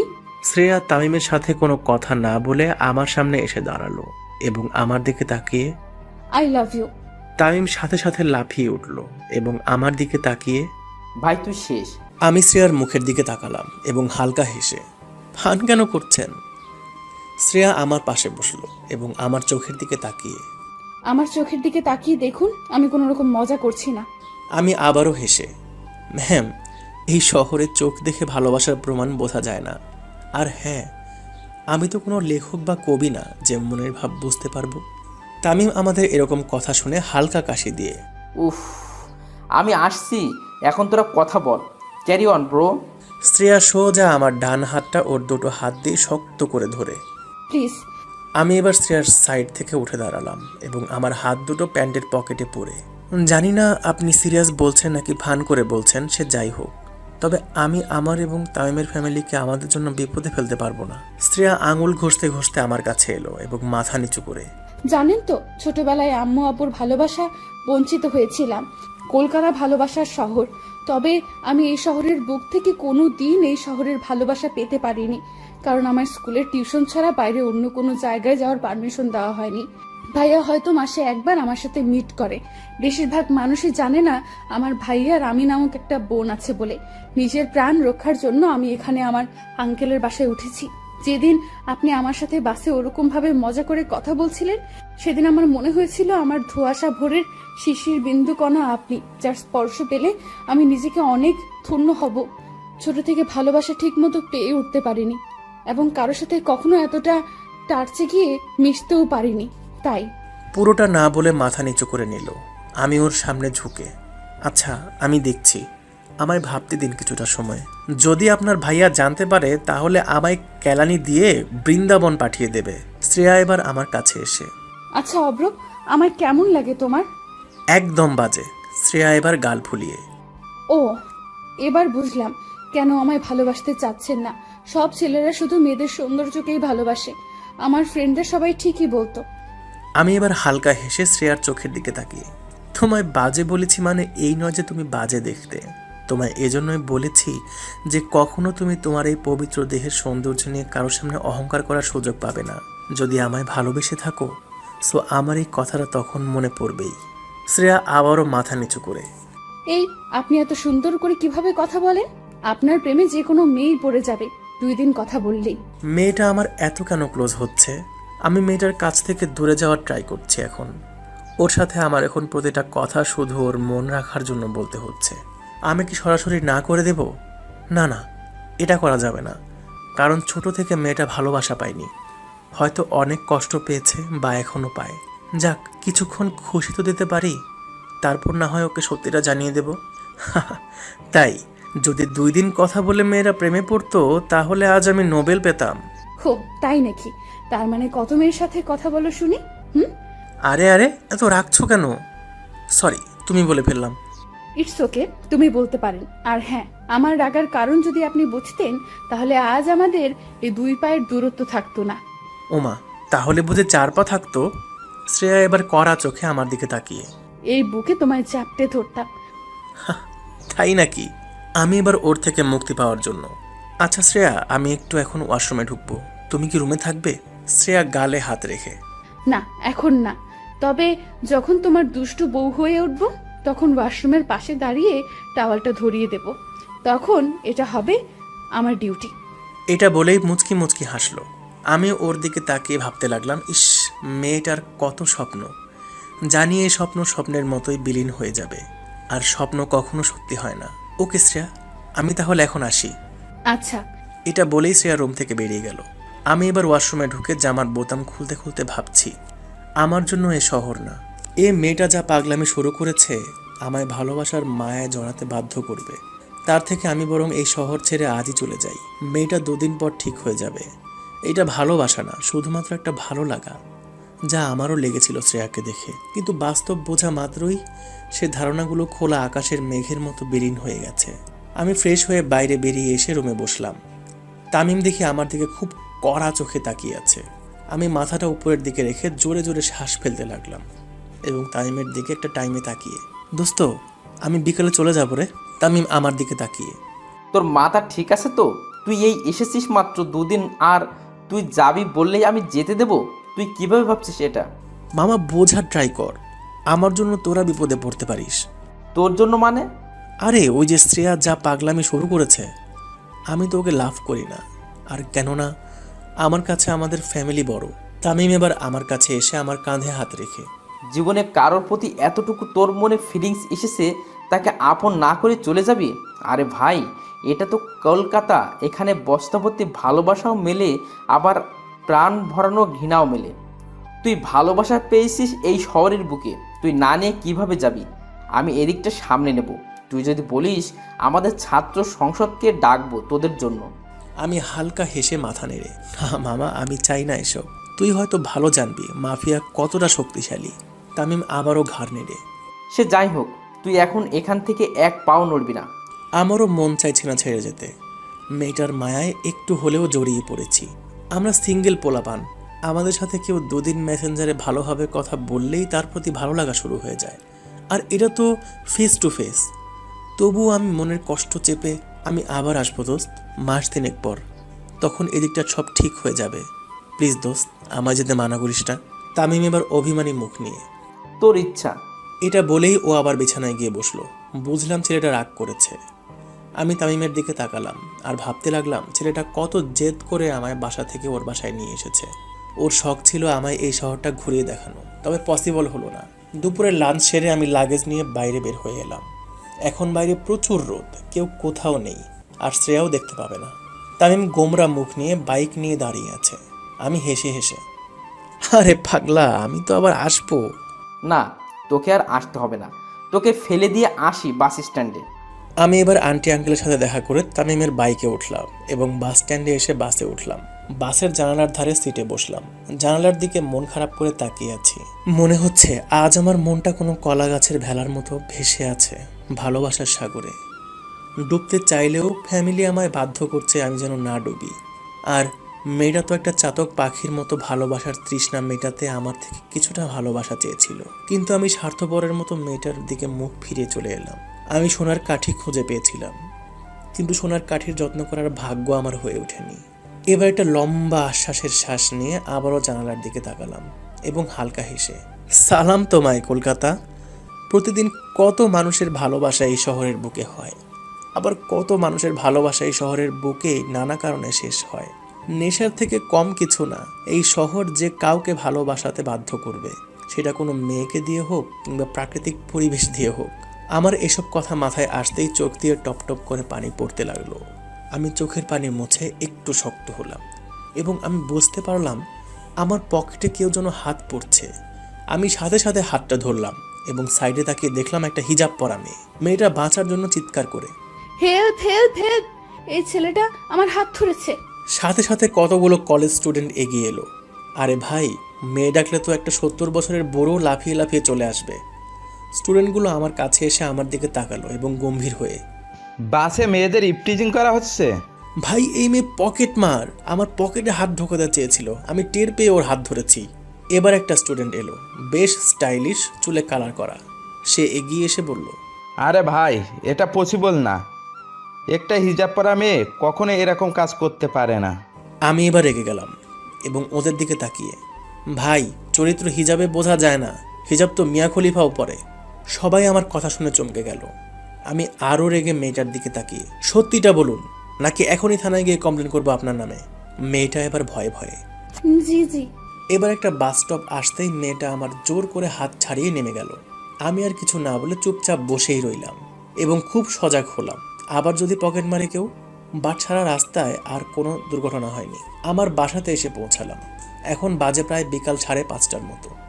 বাসায় এসে ফ্রেশ হয়েই সোজা বেডের বালিশে মাথা দিলাম এবং পকেট থেকে ফোনটা বের করতেই দেখি তামিম অনেকবার কল দিয়েছে। তাই আমি কল ব্যাক করতেই জানতে পারলাম শ্রেয়া আমায় খুঁজছিল, বাট তামিম নাকি শ্রেয়াকে রেগে বলেছে, তোর জন্য ছেলেটা এই শহর ছাড়তে বাধ্য হলো, সব তোর দোষ। তামিমের কথা শুনে আমার মন আরও খারাপ হওয়া শুরু করলো। তামিম এটা কী করলো? আমি ফোন রেখে চুপচাপ বিছানায় শুয়ে রইলাম। 2 দিন পর বেলা 12টার দিকে শীতলের দোকানে বসে চা খাচ্ছি। কেউ নেই, আমি আর শীতলদা ছাড়া। ও তক্তাতে শুয়ে আছে আর আমি হাই বেঞ্চে শুয়ে পা নাড়াচ্ছি আর ইয়ারফোনে গান শুনছি। আমি এবার টের পেলাম দোকানে কেউ যেন ঢুকলো। আমি মাথা তুলে দেখলাম না, কারণ শীতলদা আছে দোকানে, যা দেওয়ার ও দিয়ে দেবে। আমি চোখ বন্ধ করে শ্রেয়া ঘোষালের চলা রাস্তায় সাজি ট্রাম লাইন আর কবিতায় ছুঁয়ে কাঁপলে আহা উঠতাম কত সুন্দর তুই থার্মোমিটারে মাপলে হিয়া টুপটাপ জিয়া নস্টাল মিছে কুয়াশায় ভেজা দিন আমি ভুলে যাই কাকে চাইতাম আর তুই কাকে ভালোবাসতিস। এই গানটা শুনতে লাগলাম। হঠাৎ আমার সাইডে একজন বডি বিল্ডার এসে দাঁড়ালো মনে হলো। আমি চোখ দুটো খুলে উপরের দিকে করতেই সর্বনাশ, শ্রেয়ার ভাইয়া এখানে কি করে? শ্রেয়া কি তার মানে ওর ভাইয়াকে বলে দিয়েছে সবটা? আমার দিকে শ্রেয়ার ভাইয়া রাগী লোক দিয়ে। কি ব্যাপার? আমার বিশ্বাস হলো না যে এটা শ্রেয়ার ভাইয়া কিনা। দূর, আমার মনের ভুল। তাই আমি চোখ দুটো ঘষে আবারও তাকালাম, দেখলাম আরে সত্যিই তো শ্রেয়ার ভাই। আমি এবার ভয়ে ভয়ে বেঞ্চ থেকে উঠে, জি বলুন। তুই এখানে? জি, আমার এখানে বাসা তো। ও আচ্ছা। আমি ভয়ে কাঁপছি, শালা এখানে কি করে শ্রেয়ার ভাই। আমি এবার, আচ্ছা ভাইয়া একটা কথা জিজ্ঞাসা করতে পারি? কর। আপনি এদিকে কেন রে, আসতে পারি না বুঝি? আরে আরে না, তা না, আপনাকে তো দেখিনি কখনো কোনোদিন এই রাস্তায়। এই বেটা, তুই আমার কয়দিন চিনিস যে দেখলেও তখন চিনতে পারবি? আর আমি শ্রেয়াকে মেসে রাখতে যাচ্ছি। কথাটা শোনার সাথে আমার বুকের মরুভূমিতে কেমন একটা ঝোড়ো হাওয়া বইল খুশির। আমি এবার হালকা হেসে, ও আচ্ছা, এটা বলেই আমি বাইরে বের হয়ে এলাম। দেখলাম যে রাস্তার ওই সাইডে কদম গাছের নিচে ওদের গাড়িটা দাঁড়িয়ে আছে। ওদিকে একটা বড় গাছের বাগান আছে। আমি ওখানে গিয়ে প্রায়ই আড্ডা মারি। আরে ভাইয়ারা আমায় যেখানে শেয়াল দৌড় করিয়েছিল সেই জায়গাটার কথা বলছি। আমি রাস্তা পার না হয়ে রোদের মধ্যেই দাঁড়িয়ে আছি। শুধু একটা বারের জন্য শ্রেয়া গাড়ি থেকে নামবে অথবা জানালাটা খুলবে। প্রায় 5 মিনিটের মতো দাঁড়িয়ে রইলাম। শ্রেয়ার কোনো রেসপন্স পেলাম না। শ্রেয়ার ভাইয়া এবার শীতলের দোকান থেকে বেরিয়ে আসতেই আমি হাঁটা শুরু করলাম ভয়ে ভয়ে আমার বাসার দিকে। শ্রেয়ার ভাইয়া গাড়ির কাছে এলো এবং গেটটা খুললো। আমি আর চোখে দেখলাম। গেটটা খোলার পরেই শ্রেয়া গাড়ি থেকে নামলো। আমি সাথে সাথে নিজেকে লুকানোর ট্রাই করতে থাকলাম। যদি আমায় এখানে আজ শ্রেয়া দেখে আমায় অনেক খারাপ ভাববে। শ্রেয়াকে দেখে মন তো চাইছে ওর দিকে তাকিয়েই থাকি, বুকে জমানো ওর জন্য ফিলিংসগুলো ওর সাথে শেয়ার করি। আমি রাস্তায় চলতে চলতে একটা সাইডে মাথা ফাটানো রোদের মধ্যেই থমকে দাঁড়িয়ে পড়লাম। বুকের বাম পাশটা চিনচিন করে উঠল। মাথাটা কেমন ভারী ভারী হয়ে আসছে। মেয়েটা এত কাছে পেয়েও একবার কথা বলার পর্যন্ত সুযোগ পাচ্ছি না। ওর যে ভাইয়া আছে। আমি আবারও চলা শুরু করলাম, এটা বুঝে যে আমার কিছু করার নেই। বাড়াবাড়ি করলেই সর্বনাশ করে দেবে ওর ভাইয়া। মাফিয়া নামক শব্দের মধ্যে জড়ানো আছে খুন, রক্ত আর দাদাগিরি। আমি কানে ইয়ারফোনটা ভালোভাবে গুঁজে মাথা নিচু করে রাস্তায় চলতে লাগলাম। বাসার কাছাকাছি আসতেই শীতলদা ফোন দিয়ে, কি রে, তোকে যে ওই লোকটা ডাকছিল, তুই এলি না কেন? কোন লোকটা আর কখন? আরে এই তোরে এখনই তোকে ডাকছে। কে ডাকছে? শীতলদার থেকে ফোনটা নিয়ে, এই আমি বলছি রে শ্রেয়া আর ভাইয়া, তোর সাথে ঠিকমতো কথাই হলো না, আয় এখানে একবার। কথাটা শুনে প্রথমে খুশি হলেও পরে মনে হলো আমায় শ্রেয়া কি ভাববে। মনটা শক্ত করলাম এবং আকাশের দিকে তাকিয়ে একটা আশ্বাসের নিঃশ্বাস ফেলে ভাবলাম যা হয় দেখা যাবে। মেয়েটাকে ছাড়া অন্য কিছু ভাবতেও পারছি না। তাই আমি আবারও শীতলদের দোকানের কাছে গেলাম। ভেতরে ঢোকার জন্য দরজার ওপারে একটা পা রাখলাম। শ্রেয়া চায়ের কাপ হাতে নিয়ে আমার দিকে তাকালো আর আমায় দেখে পুরোই আশ্চর্য মনে হয়। ও আমায় এখানে দেখবে কখনো ভাবতেও পারেনি। হয়তো এখন ওর দু চোখকে বিশ্বাস করতে পারছে না। আমার দিকে একভাবে তাকিয়ে আছে। আমি মাথা নিচু করে ভাইয়ার কাছে গিয়ে, জি ভাইয়া বলুন। কিরে, কেমন আছিস? জি ভাইয়া ভালো, আপনি? এই তো ভালোই আছি। সেদিনের জন্য অনেক ধন্যবাদ। তুই না থাকলে না জানি আমার বোনের কি হতো। আমি হালকা হেসে শ্রেয়ার দিকে তাকিয়ে, আরে ধন্যবাদ দেওয়া লাগবে না ভাইয়া, এটা তো আমার কর্তব্য। শ্রেয়ার ভাইয়া এবার শীতলকে টাকা দেওয়ার জন্য পিছনের পকেটে হাত দিতেই, এই রে, গাড়িতে পাস রয়ে গেছে। আমি এবার বলতে যাচ্ছিলাম যে শীতলদা আমি দিয়ে দিব। জিভের কাছে কথাটা এলেও আমি আটকে নিলাম এই কারণেই, দুটো কথা তো শ্রেয়ার সঙ্গে বলতে পারবো। শ্রেয়ার ভাইয়া এবার উঠে পার্স আনার জন্য গাড়ির কাছে যেতে লাগলো। শ্রেয়া আমার দিকে তাকালো এবং রাগে চায়ের কাপটা আমার দিকে ছুড়ে দিল। শীতলদা দেখে অবাক হয়ে গেল। আমি শীতলদাকে থামতে বললাম, আমি শ্রেয়াকে কষ্ট দিয়েছি অনেক, তাই হয়তো আজ আমায় রাগ দেখাচ্ছে। আমি মাথা নিচু করে রইলাম। শ্রেয়া ফিস ফিস করে চোখটা মুছতে মুছতে, আই হেট ইউ। এটা বলে শ্রেয়াও মাথা নিচু করে নিল এবং অন্যদিকে তাকিয়ে রইল। শীতলদা আমার দিকে তাকিয়ে, চিনিস নাকি? জি, ফ্রেন্ড হয়। আমি এবার বাইরের দিকে তাকিয়ে দেখলাম ওর ভাইয়া আসছে কিনা। ওর ভাইয়া গাড়ির সাইডে দাঁড়িয়ে কার সাথে যেন ফোনে কথা বলছে। এদিকে শীতলদা আমাকে, আমি দেখছি, যা তোরা কথা বল। আমি খুশি হয়ে, থ্যাঙ্কস দাদা, এটা বলে আমি গুটি গুটি পায়ে শ্রেয়ার দিকে এগোচ্ছি। আর শ্রেয়া তত মুখ লুকানোর ট্রাই করছে। আমি ওর সামনে গিয়ে দাঁড়ালাম আর ওর দিকে তাকিয়ে, শ্রেয়া আমি জানি আমি ভুল করেছি, তোমায় না জানিয়ে চলে এসেছি, কিন্তু কি করব বলো, আমি আমার ফ্যামিলির কথা ভেবে এসব করতে বাধ্য হয়েছি। শ্রেয়া সাপের মতো ফুঁসফুঁস করতে লাগলো। কে আপনি? আমি আপনাকে চিনি না। বুঝলাম অভিমান করেছে, তাই আমি হালকা হেসে, আচ্ছা বাবা সরি, বলছি তো ভুল হয়েছে আমার। আরে বাবা, কে আপনি? আর আমাকে সরি বা কেন বলছেন? আমি তো আপনাকে চিনি না।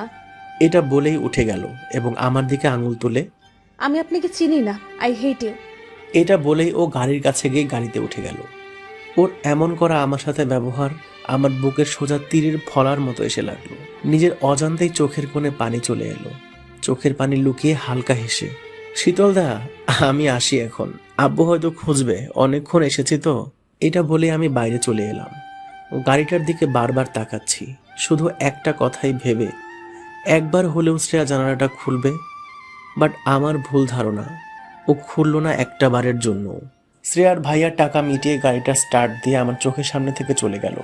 নিজের মন আমায় এখন একটাই প্রশ্ন করছে, অভ্র তুই তো ওকে একটু হলেও ভালোবাসিস, আজ তখন তোর এতটা আবার কাছে এলো, কেন তুই ওকে তোর ভালোবাসার কথাটা জানালি না?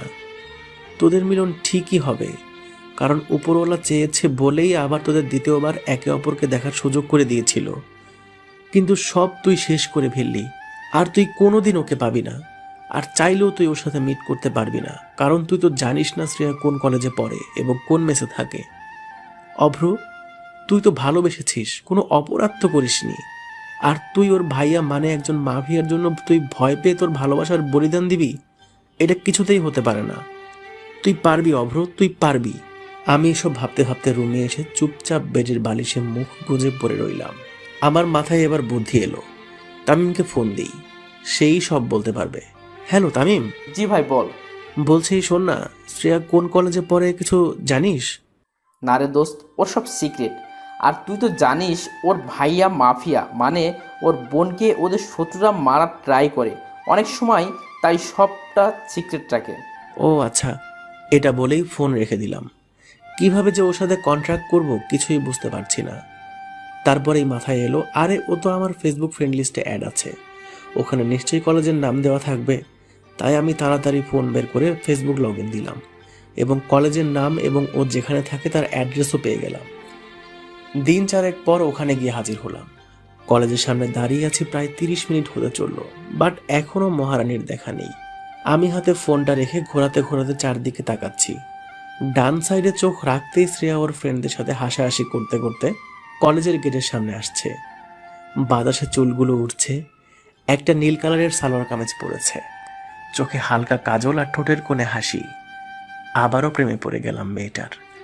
মেয়েটা এবার কলেজের গেটের সামনে আসতেই আমায় দেখতে পেল এবং না দেখার ভান করে বিরক্তিকর ভাব নিয়ে ভেতরে ঢুকে গেল। আমি এবার পিছন থেকে, শ্রেয়া, ও শ্রেয়া, চুপ, ও শ্রেয়া, কি হলো শুনতে পাচ্ছ না? ওর কোনো রেসপন্স না পেয়ে সোজা ওর সামনে গেলাম এবং ওর দিকে তাকিয়ে, কি হলো এত ডাকছি যে? শ্রেয়া এবার ভাব দেখিয়ে, কে ভাই আপনি? ভাইরে, কথাটা সোজা আমার বুকে এসে লাগলো। আমি এদিক ওদিক তাকিয়ে দেখলাম আমি ছাড়া তো কাছাকাছি কেউ নেই। আমায় বললে কথাটা? জি, কে আপনি ভাই? আমি ওর কথা শুনে মুখে হাত রেখে, আরে আরে এই তো কিছুদিন আগে বর বানাবে বলছিলে, আর এখন ভাই? শ্রেয়া আমার দিকে না তাকিয়ে, আপনাকে আমি চিনি না, সরে দাঁড়ান। এটা বলেই সাইড কাটিয়ে চলে গেল। আমি পাগলের মতো মাথায় হাত দিয়ে ভাবতে লাগলাম, যাহ শালা, আবার কি নতুন করে পড়াতে হবে? আমি আবারও ওর সামনে গেলাম, এতে আরও শ্রেয়া রেগে গেল এবং আমার দিকে তাকিয়ে, আমি আপনাকে চিনি না, আই হেট ইউ, আমি আপনাকে ঘৃণা করি। আমি হালকা হেসে ওর চোখের দিকে তাকিয়ে, তাই? বাট আমি শুনেছি নাকি ঘৃণার মধ্যেও ভালোবাসা থাকে। তুমি আমায় ঘৃণা করতেই থাকো আর আমি তোমায় ভালোবাসতেই থাকবো। আর একদিন তোমায় আমি নিজের করেই নেব। শ্রেয়া এবার হালকা হেসে ভাব দেখিয়ে, চল ফট। ওরে শালা, আমি তো শ্রেয়ার এমন ভাব দেখে পুরাই আশ্চর্য। না, নিনজা টেকনিক এবার ইউজ করতেই হবে দেখছি। বাট এবার ওর উপর নয়, ওর একটা ফ্রেন্ডের উপর জেলাস ফিল করাতে হবে। তাই আমি ওখানে থাকার জন্য একটা লজে উঠেছি। পরের দিন আবারও শ্রেয়ার কলেজের সামনে এসে দাঁড়ালাম। ওর কাছে আসতেই ওদের মাঝে একটা ফ্রেন্ডকে দেখলাম, বেশ ভালোই গুলুমুলু টাইপের। তাই আমি ওদের কাছে যেতেই শ্রেয়া রেগে, ওই বলেছি না আমি আপনাকে চিনি না।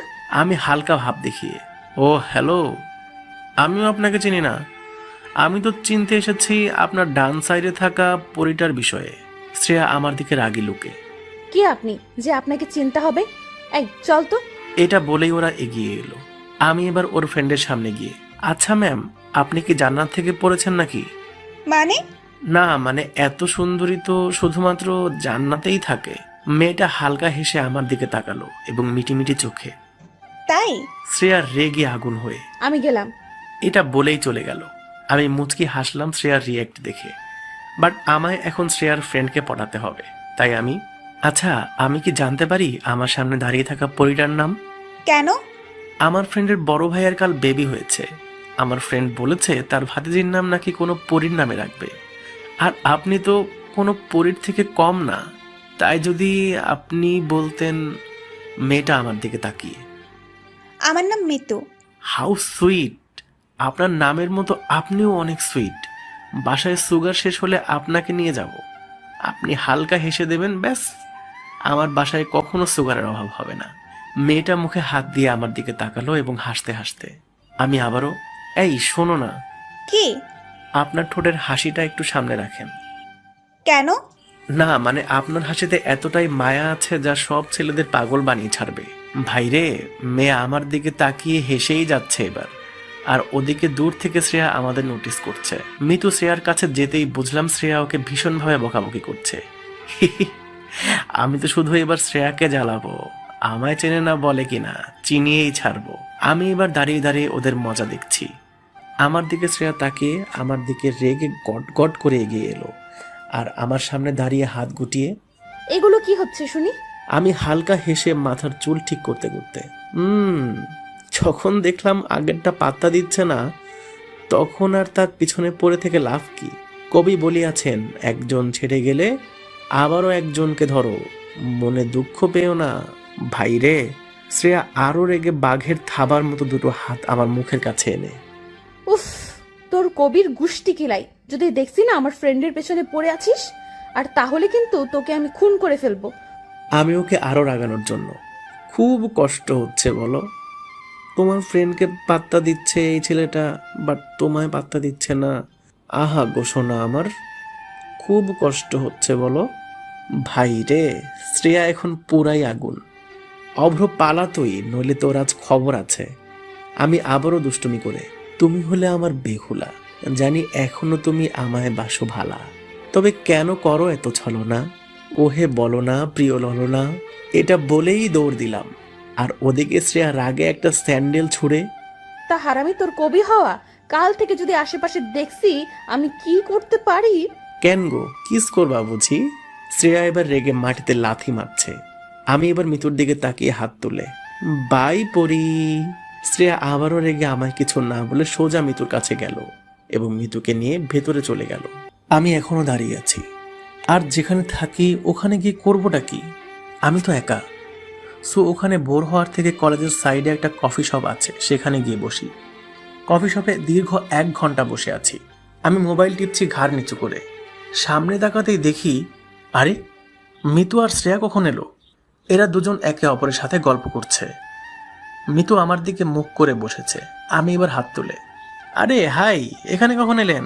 শ্রেয়া পিছনে ফিরে আমাকে দেখতেই ও উঠে মিতুর হাত ধরে, আইনি তো চল, ফালতু ছেলে একটা, মেয়ে দেখলে শুধু গায়ে পড়ার ধান্দা। আমি শ্রেয়ার কথায় পাত্তা না দিয়ে মিতুর দিকে তাকিয়ে, এই যে মিস, কোল্ড কফি নাকি হট কফি? জানি এত সুন্দরী মেয়ের কোল্ড কফির থেকে হট কফিটাই ফেভারিট। মিতু আমার দিকে তাকিয়ে হালকা হেসে মুখ বাঁকিয়ে, ওহ না, আমার কোল্ড কফি। এই রে শালা, মেয়ে পটাতে গিয়ে উল্টাপাল্টা বলে ফেলেছি। যাই হোক, একে ঠিক আমার লাইনে নিয়ে আসতেই হবে। শ্রেয়া রেগে ওকে টেনে নিয়ে বাইরে চলে গেল। আমি ওদের সাথে বাইরে গেলাম এবং ওদের সামনে গিয়ে, এই মিতু, এই পেতনিটাকে বলুন তো। ভাই রে, শ্রেয়ার রেগে আগুন। শ্রেয়া এবার আমার দিকে তাকিয়ে। এই পেতনি কাকে বলছেন? আমি মিতুর দিকে তাকিয়ে, এই যে মিতুর মতো পরীর পাশে যে মেয়েটা দাঁড়িয়ে আছে, মিতু সরে আসেন, পেতনির পাশে আপনাকে একদম মানাচ্ছে না। মিতু আমার দিকে তাকিয়ে মিটিমিটি হাসছে, আর এদিকে শ্রেয়া রেগে আগুন হয়ে। ইডিয়ট, আই মিতু চল। এটা বলেই মিতুকে টানতে লাগলো। আমি মিতুর দিকে তাকিয়ে হালকা হেসে, মিতু এভাবে যাবেন না, বড্ড কষ্ট লাগে। যে কোনো পরীকে এত কাছে পেয়ে তার সাথে কিছুটা টাইম স্পেন্ড করতে পারলাম না। মিতু এবার শ্রেয়ার হাতটা ছাড়িয়ে আমার সামনে এলো এবং মাথা তুলে। আমিও তো চাই একটু টাইম স্পেন্ড করতে। মিতুর এমন চেঞ্জ দেখে শ্রেয়া ওর সামনে এলো আর মিতুর দিকে তাকিয়ে, এই তুই আমার বেস্টি, একটা ছেলের জন্য আমায় ছেড়ে যাচ্ছিস? আমি সাথে সাথে, হতে পারি একজন ছেলে, তবে মিতু যদি চায় আমি হব তার প্রতিটা স্বপ্ন পূরণ করার একজন দায়িত্ববান মানুষ। মিতু এবার শ্রেয়ার দিকে তাকিয়ে, প্লিজ শ্রেয়া, দেখ না ছেলেটা কত ভালো, কত ইনোসেন্ট। ভাই রে, কোনো মেয়ের থেকে আজ এত প্রশংসা শুনছি। আমার বুকটা এখন 40 ইঞ্চি হয়ে গেছে। যদিও আমার বুক সজনে পাটার। আমি এবার মিতুকে, মিতু ও যদি চায় আমাদের সাথে টাইম স্পেন্ড করতে পারে। বেচারি একা কোথায় যাবে বলুন? তুই থাক, মরবি তুই। এটা বলেই শ্রেয়া চলে গেল। আমি এবার মিতুর দিকে তাকালাম আর তাকিয়ে ভাবছি, শালা এই মেয়ে আমাকে সত্যি বর বানিয়ে ছাড়বে নাকি। ইস, আমি শ্রেয়াকে পেতে মিতুর সাথে এভাবে মজা করছি, তাতে কি বেস্টি তো আরেকজন বেস্টিকে বেশ ভালোভাবে বাস দিতে পারে। আমি মিতুকে নিয়ে কফি শপের ভেতরে গেলাম এবং কফি খেতে খেতে, আচ্ছা মিতু, আপনি আর শ্রেয়া কি আপনারা এক মেসেই থাকেন? জি, আর হ্যাঁ তুমি বলতে পারেন, সমস্যা নেই। তুমি বললে যে পরীরা রাগ করবে, তাদের সর্বদা সম্মান দেওয়া উচিত। তাই আমি রাগটাগ করি না, সো আমি তুমি বলতে পারেন। ওকে, বাট আপনিও যদি বলেন তবেই। ওকে। আমি এবার মিতুর হাতের দিকে তাকালাম, দেখলাম একটা ঘড়ি পড়ে আছে। এটা দিয়েই শুরু করতে হবে কাহিনী। আজকালের মেয়েরা ভাই প্রশংসাতে বেশি পটে। আচ্ছা মিতু, এই ঘড়িটার অনেক দাম তাই না? মিতু আমার দিকে তাকিয়ে, হ্যাঁ, কেন? আরে এই ঘড়িটা তো এখানে পাওয়া যায় না, প্যারিসে পাওয়া যায় শুধুমাত্র। মেয়েটা এবার একটু ভাব দেখিয়ে, হ্যাঁ, আমার এক ভাইয়া এনে দিয়েছে। শালা শুনে যা হাসি পাচ্ছে না মাইরি। শালা এই ঘড়িগুলো স্টেশনারি দোকানে 150 টাকাতে পাওয়া যায়। তবু আমি হাসি চেপে চোখ বড় বড় করে, বাবা সত্যি? জি। আচ্ছা মিতু, তোমার এই রূপের রহস্য কি জানতে পারি? আমি কিভাবে জানবো? ইস, এটা তুমি জানো না? জি না, কি বলো? তুমি যে একজন পরী। তাই? আমি এবার আমার মোবাইলটা ওর দিকে এগিয়ে দিয়ে, যদি তোমার মতো একটা পরীর নাম্বার আজকে আমার মোবাইলে সেভ থাকতো তাহলে আমি নিজেকে খুব লাকি ফিল করতাম। মেয়েটা আমার দিকে তাকিয়ে হালকা হাসলো এবং মোবাইলে ওর নাম্বারটা সেভ করে মিতু নামে সেভ করে দিলাম। আচ্ছা, তোমার নাম কি? আমি হালকা হেসে, অভ্রনীল। বাহ, অনেক সুন্দর। আচ্ছা, আমি কি তোমায় নীল বলে ডাকতে পারি? আমি শুনে পুরাই অবাক। আজ পর্যন্ত কেউ আমায় নীল নামে ডাকেনি, বাট মিতু আজ ডাকবে বলছে। ওকে, নো প্রবলেম। এই নীল, শোনো না, শ্রেয়া হয়তো দাঁড়িয়ে থাকবে, এখন আসছি, কল দিও, কথা হবে। এটা বলেই মিতু চলে গেল। আমিও এবার যেখানে আমি থাকি সেখানে এসে উঠলাম। মনটা বড্ড খারাপ বাসার জন্য। আব্বু ভাই কি করছে কে জানে। তাই আমি কল দিয়ে ওদের খবর নিয়ে ফোনটা রেখে দিলাম। দুপুরে লাঞ্চ সেরে বসে আছি, বালিশে মাথা রেখে ভাবছি যদি শ্রেয়াকে আমি পেয়েও যাই, তারপর ওর ভাইয়া জানলে তো আমায় বাঁশ দিয়ে দেবে। শালা, এসব ভাবতে ভাবতেই কপালে ঘাম জমে আসছে। রাতে ডিনার সেরে মিতুর দেওয়া নাম্বারে কল দিলাম। ফোন রিসিভ করতেই, হ্যালো। জি, এখন মিতু একটু ওয়াশরুমে গেছে, ও এলে আমি বলে দিব কল ব্যাক করতে। আপনি কে? আমি ওর রুমমেট শ্রেয়া। আমি শুনে হালকা হ্যাপি ফিল করলাম। আমি হালকা হেসে, ও আপনি? শেষ পর্যন্ত আপনি আমার ফ্রেন্ডকেও আপনার জায়গায় ফাঁসাতে ছাড়লেন না। শ্রেয়া, তুমি আমায় পুরোই ভুল বুঝছো। আমি তোমার জন্য আমার বাসা থেকে 90 কিলোমিটার দূরত্বে এসেছি। থাক, আমি এসব কিছু শুনতে চাই না। মিতু এলে আমি ওকে বলে দেব কল দিতে। আমি হালকা হেসে, শ্রেয়া আমি জানি তুমি আমার উপর রেগে আছো, বাট তুমি একটাবার আমার জায়গায় নিজেকে রাখো। আমি চাই না নিজেকে তোমার জায়গায় রাখতে, আর মোটেও না। আচ্ছা শ্রেয়া, একটা কথা বলি। হুম। তুমি আমায় লোকেশন দাও, আমি লোকেশন মতো তোমার মেসের সামনে পৌঁছাচ্ছি। তুমি আমার সাথে কিছুটা সময় কাটাও, আমি নিশ্চয়ই তোমাকে বোঝাতে পারবো আমার যন্ত্রণাটা। শ্রেয়া কিছুক্ষণ চুপ থাকার পর, আচ্ছা আমি সেন্ড করছি। জানি শ্রেয়াও আমায় ভালোবাসে, তাই আর না করতে পারলো না। শ্রেয়ার সেন্ড করার লোকেশন মতো আমি ওখানে গিয়ে বাইক নিয়ে হাজির হলাম। অবশ্য আমি বাইক নিয়েই বাসা থেকে বের হয়েছিলাম।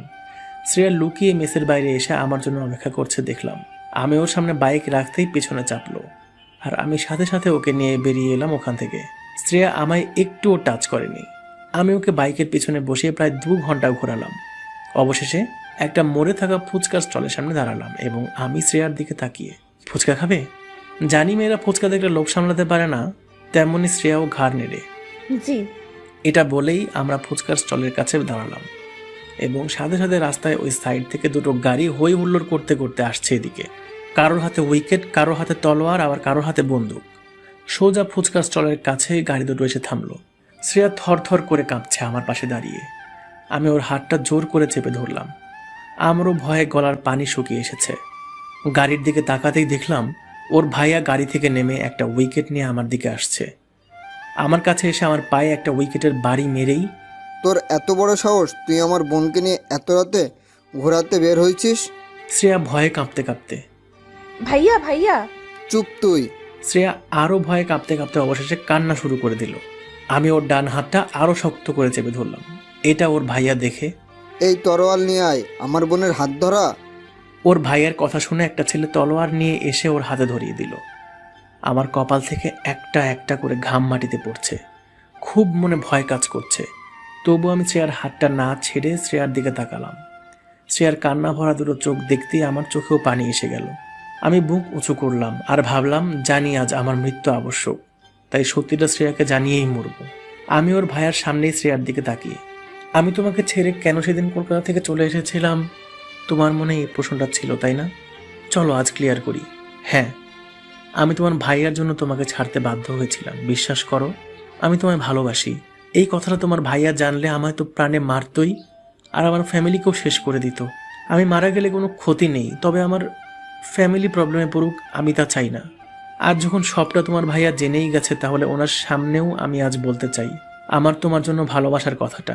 শ্রেয়া, আমি তোমায় ভালোবাসি। জানি আমাকে একটু পরেই মেরে ফেলা হবে। আমি তোমায় আমার প্রাণের শেষ শ্বাস প্রশ্বাস পর্যন্ত ভালোবাসি।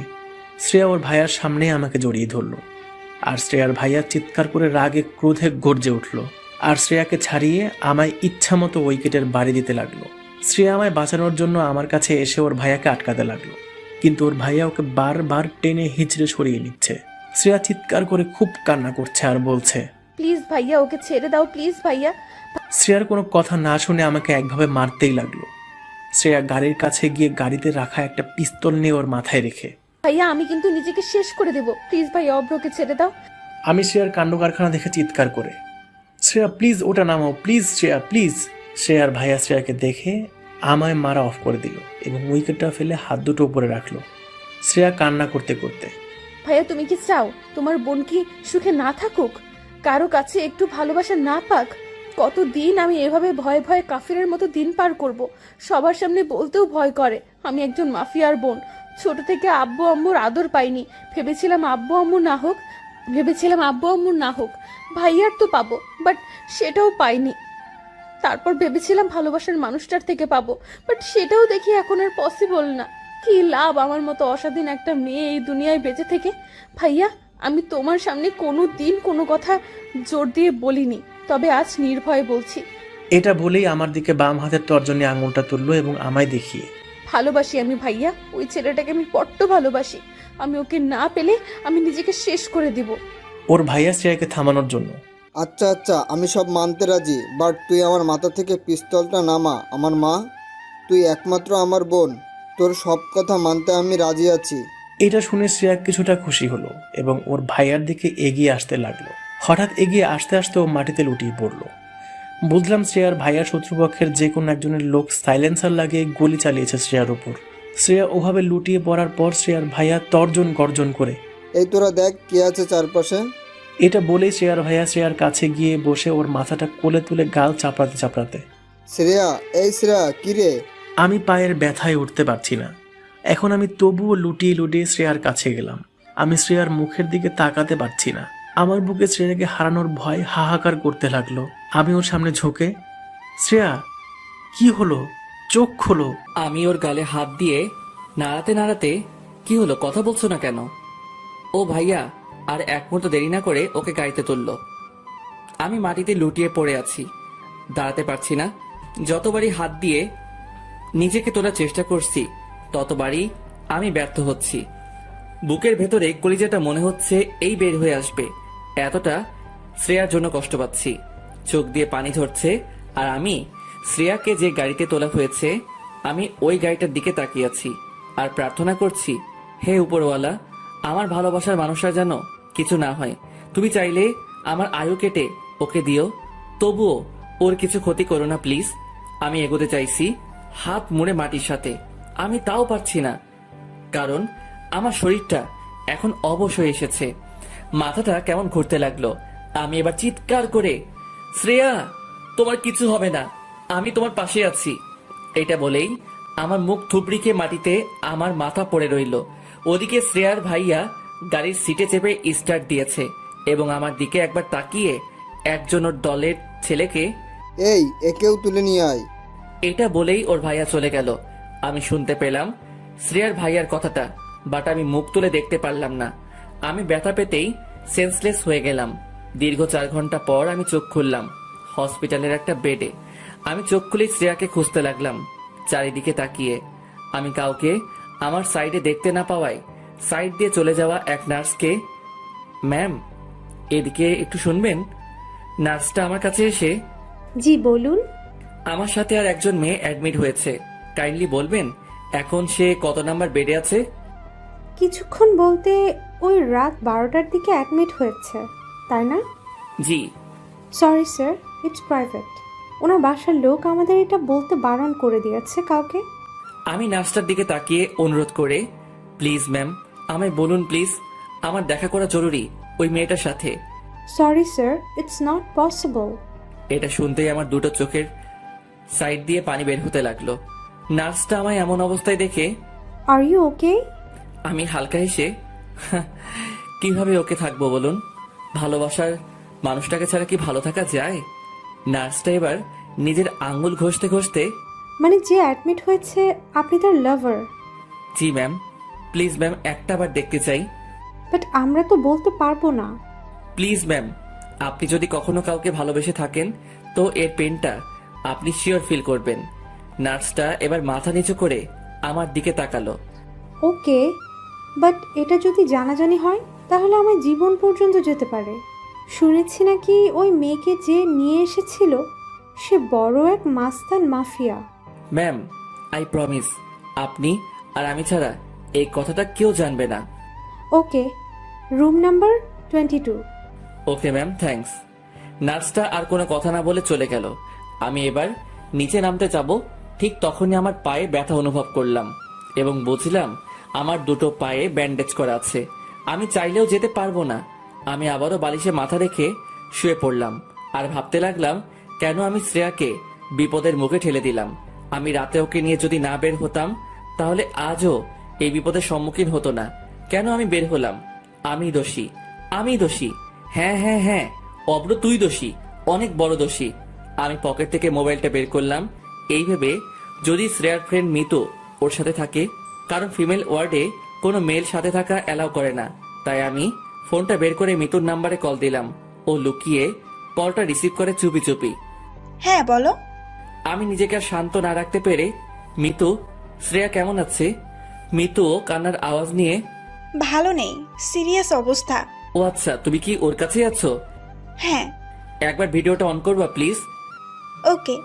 মিতু এবার ভিডিওটা অন করলো আর আমার দু চোখ ভেজা দেখে, এই কান্না করছো কেন?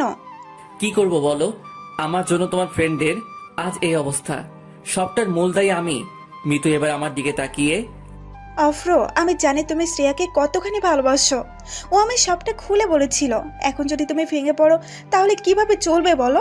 আমি চোখের পানি মুছে, মিতু একবার ব্যাক ক্যামেরাটা অন করে শ্রেয়াকে দেখাবে প্লিজ। মিতু আমার কথা মতো ব্যাক ক্যামেরা অন করতেই আমার চোখে আবারও পানি চলে এলো। মেয়েটার মুখে অক্সিজেন মাস্ক, একটা কাঁচের ঘরে আছে, মানে আইসিইউতে। মেয়েটার দিকে আমি তাকাতে পারছি না একদম, তাকালেই কেমন নিজেকে বড্ড দোষী মনে হচ্ছে। আমি মাথাটা উপরে রেখে একটা লম্বা শ্বাস নিয়ে কপালে হাত দিলাম। বুঝলাম কপালে ঘাম জমে এসেছে, আর আমি কাঁপতে কাঁপতে চুপি চুপি, খুব ভালোবাসি তোমায় পাগলি, তোমায়। মন চাইছে একটাবার তোমার কোলে মাথা রেখে অনেক অনেক অনেক কান্না করি। তোমার আমার ভালোবাসার সফলতা তো তোমার মাঝেই আছে। তোমার নামেই এখন আমার প্রতিটা হার্টবিট চলছে। বিশ্বাস করো শ্রেয়া, আমি তোমায় ছেড়ে একা একা আর থাকতে পারছি না। প্লিজ, তোমায় আমি কাছে পেতে চাই। I love you Shreya. I want touch your hearts and your any happiness, your any feelings. Love you Shreya, really love you Shreya. আমি ঠোঁটের উপর ঠোঁট রেখে কষ্ট চেপে, আচ্ছা মিতু, এখন রাখি, পরে কল দেব। ওকে, বাট তুমি কোথায়, কোন রুমে আছো? আমি 57 নাম্বার রুমে আছি। ও ওকে। এই অফ্র, শ্রেয়ার ভাই আসছে, রাখো রাখো। এটা বলে ফোনটা কেটে দিল। আমি ফোনটা সাইডে রেখে দুহাত দিয়ে বেড কভারটা খামচে ধরে ঠোঁটে ঠোঁট চেপে নীরবে আবারও কান্না করতে লাগলাম। বুকটা হাহাকার করে উঠছে বারে বার শ্রেয়ার জন্য। প্লিজ শ্রেয়া, তুমি আমায় ছেড়ে কোথাও যেও না। হে উপরওয়ালা, আমার শ্রেয়ার যেন কিছু না হয়। আমি থাকতে পারবো না কিছুতেই ওকে ছাড়া। আমি কান্না করতে করতে একসময় হাঁপিয়ে পড়লাম এবং ভোর 5টার দিকে ঘুমিয়ে পড়লাম। আমার ক্লান্ত শরীরে প্রাণ এলো সকাল 11টার দিকে, মানে ঘুম ভাঙলো। আমি দুহাত দিয়ে উঠে বসলাম, দেখি সাইডে আয়া বসে আছে। আমাকে ঘুম থেকে উঠতে দেখেই আমার দিকে মাজন বাড়িয়ে দিল। আমি আয়াটাকে, ওয়েট ম্যাম, এটা বলে ফোনটা হাতে নিয়ে মিতুকে কল দিলাম, বাট ফোনটা রিসিভ করছে না। আমার মনকে শত প্রশ্ন ঘিরে ধরলো। মিতু কল রিসিভ করছে না কেন? কি হয়েছে? শ্রেয়ার কি সিরিয়াস অবস্থা নাকি? শ্রেয়ার ভাইয়ার সাইডে আছে নাকি অন্য কিছু? না না, শ্রেয়ার কিছুই হতে পারে না। আমি বুকের বাম সাইডে হাত রেখে আল্লাহকে ডেকে নিজেকে শান্ত করলাম। আমি মাজন নিয়ে মুখ ধুয়ে এবার কিছু খাবো, তখনই আমার রুমের ওপাশে রাস্তা দিয়ে কারা যেন একটা স্ট্রেচার গড়িয়ে গড়িয়ে নিয়ে যাচ্ছে আর কান্না করছে শুনতে পেলাম। আর একজন খুব গম্ভীর হয়ে, ছাড়বো না ছাড়বো না। কেন তুই ছেড়ে চলে গেলি? আমায় ছেড়ে আমি কি নিয়ে থাকবো? আমি কার জন্য নতুন নতুন গিফট কিনবো? কে আমার কাছে এখন আবদার করবে? ফিরে আয়, তুই ফিরে আয়। এসব কথা শুনে আমার বুকটা কেঁপে উঠল। গলার ভয়েসটা যেন আমার খুব চেনা। আমি ভয়ে কাঁপতে কাঁপতে আয়াকে, ম্যাম, কে মরেছে? আয়াটা এবার ডিমের খোসা ছাড়াতে ছাড়াতে, কি জানি কে মরেছে, তবে শুনলাম আজ ভোরের দিকে কাল একজন অ্যাডমিট হওয়া মেয়ে মারা গেছে। সাথে সাথে আমার হাতে থাকা খাবারের প্লেটটা পড়ে গেল।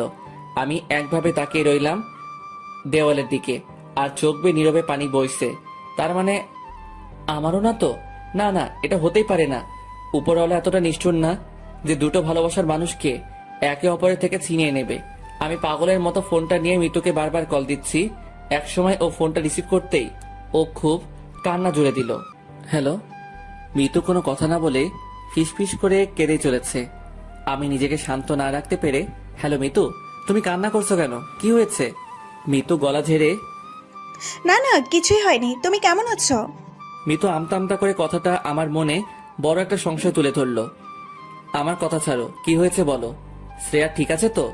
মিতু মুখ চাপা দিয়ে কান্না আমায় না বুঝতে দিয়ে, না না, শ্রেয়া একদম ঠিক আছে। আমি মিতুর কথাটা এখন বিশ্বাস করতে পারছি না। মিতু তো এভাবে কথা বলে না। আমার জোরে হার্টবিট শুরু হয়ে গেল। আমি নিজেকে আর মানাতে পারছি না। পাশের আয়াটাকে, ম্যাম আপনি যান, আমি নিজে করে নেব আমার যা লাগবে। ওকে। এটা বলে আয়াটা চলে গেল। আমি আবারও ফোনটা কানে তুলে, মিতু, তোমার কথায় আমার এখন আর বিশ্বাস হচ্ছে না। সত্যি বলছো বলো? মিতু আর কান্না থামাতে না পেরে, শ্রেয়ার আমাদের মাঝে নেই। কথাটা শোনার সাথে সাথে আমার মাথায় বাজ পড়ে গেল। বুকের বাম পাশে এমন একটা আঘাত লাগলো যা বন্দুকের গুলির থেকেও শত যন্ত্রণার বেশি। আমি নার্ভাস হয়ে, না না, তুমি ভুল বলছো। মিতু আরো কান্না করতে করতে, আমি সবটা ঠিকই বলছি, শ্রেয়া আমাদের মাঝে আর নেই। আমি নিজেকে ঠিক না করতে পেরে আমি বালিশে মাথা রাখলাম। ফোনটা বিছানায় পড়ে রইল। কষ্টে বুকটা ফেটে যাচ্ছে আমার। এখন মনে হচ্ছে সবটার জন্য দায়ী শুধুমাত্র আমি। কেন আমি করতে গেলাম এমনটা? আমি বেডের মাথার দিকে রডটা চেপে ধরলাম এবং নিজের উপর রাগে সাপের মতো ফোঁসফোঁস করতে লাগলাম। নিজের চুলগুলো ধরে ইচ্ছে মতো টানতে লাগলাম। পুরাই আমি পাগলের মতো হয়ে গেছি এখন। মন থেকে বারে বার এই কথাটাই আসছে, অভ্র তুই একটা খুনি। নিজের ভালোবাসার মানুষকে তুই নিজেই মেরে ফেললি। আমি চোখ বন্ধ করতেই আমার দু চোখ থেকে ঝরঝর করে বৃষ্টির মতো পানি পড়তে লাগলো। গোটা শরীরটার এখন উপর নিজেরই ঘৃণা হচ্ছে। কেন আমি শ্রেয়াকে নিয়ে বাইরে বের হলাম? কেন কেন কেন? কি দোষ করেছিল শ্রেয়া? তুমি আমায় মাফ করে দিও। এখন শ্রেয়ার সাথে কাটানো সেই প্রথম মুহূর্তটা মনে পড়ছে আর চিৎকার করে মন বলতে চাইছে, শ্রেয়া আমি তোমায় ভালোবাসি। আমি তোমায় আবারও ওই বাসের কর্নারের সিটের পাশে চাই। যেভাবে তুমি আমায় ছুরি দিয়ে আমায় ভয় দেখিয়েছিলে, আমি ওই ভয়টাও পেতে চাই তোমার থেকে। প্লিজ শ্রেয়া, তুমি ফিরে আসো। শ্রেয়ার হাসিটা এখন বড্ড বেশি আমায় মিস করাচ্ছে। শ্রেয়ার সাথে মলের ট্রায়াল রুমের কথাটা ভেবে পাগলের মতো হাসছি। মেয়েটা আমায় থাপ্পড় মেরেছিল, সেই গালে হাতটা রেখে খুব কান্না করতে করতে মনে মনে বলছি, শ্রেয়া আমি আবারও থাপ্পড় খেতে রাজি আছি। প্লিজ তুমি ফিরে আসো। কেন তুমি আমায় এক এক করে ছেড়ে চলে গেলে? বাইরে এখনো কান্নাকাটি করছে ওর ভাইয়া। মেয়েটাকে দেখতে বড্ড মন চাইছে, কিন্তু আমি তো যেতে পারবো না। আমার পা দুটো ব্যান্ডেজ, আমি নামতে চাইলেও পারছি না। আমি কান্না করতে করতে দুটো হাত দিয়ে যাই হোক করে বেড থেকে পা গুলো নামালাম এবং আস্তে আস্তে করে বসলাম এবং হাত ঘষতে ঘষতে গেটের দিকে এগোতে লাগলাম। কোমরটা কেমন যন্ত্রণায় কেঁপে উঠছে, তবুও আজ এই যন্ত্রণা শ্রেয়াকে হারানোর যন্ত্রণার কাছে বিন্দুমাত্র। আমি পাগলের মতো গেটের কাছে এলাম এবং গেট থেকে উকি মেরে দেখলাম মাত্র ফুট 8 দূরে ওর ভাইয়া ওকে ঘিরে কান্নাকাটি করছে। হয়তো এতক্ষণ এখানে দাঁড়িয়ে শুধুমাত্র ডেথ সার্টিফিকেটের জন্য। মেয়েটার উপরে একটা সাদা কাপড় এবং পুরোটা মুড়ে দেওয়া হয়েছে। সাদা কাপড়টা দেখে আমার বুকটা আরো কষ্টে ছটফট করতে লাগলো। কোথায় ভেবেছিলাম আমি তোমায় লাল পাড়ে বেনারসি শাড়ি পরাবো, কিন্তু আজ তুমি আমার জন্য সাদা কাপড়ে মোড়ে একজন প্রাণহীন জড়বস্তু।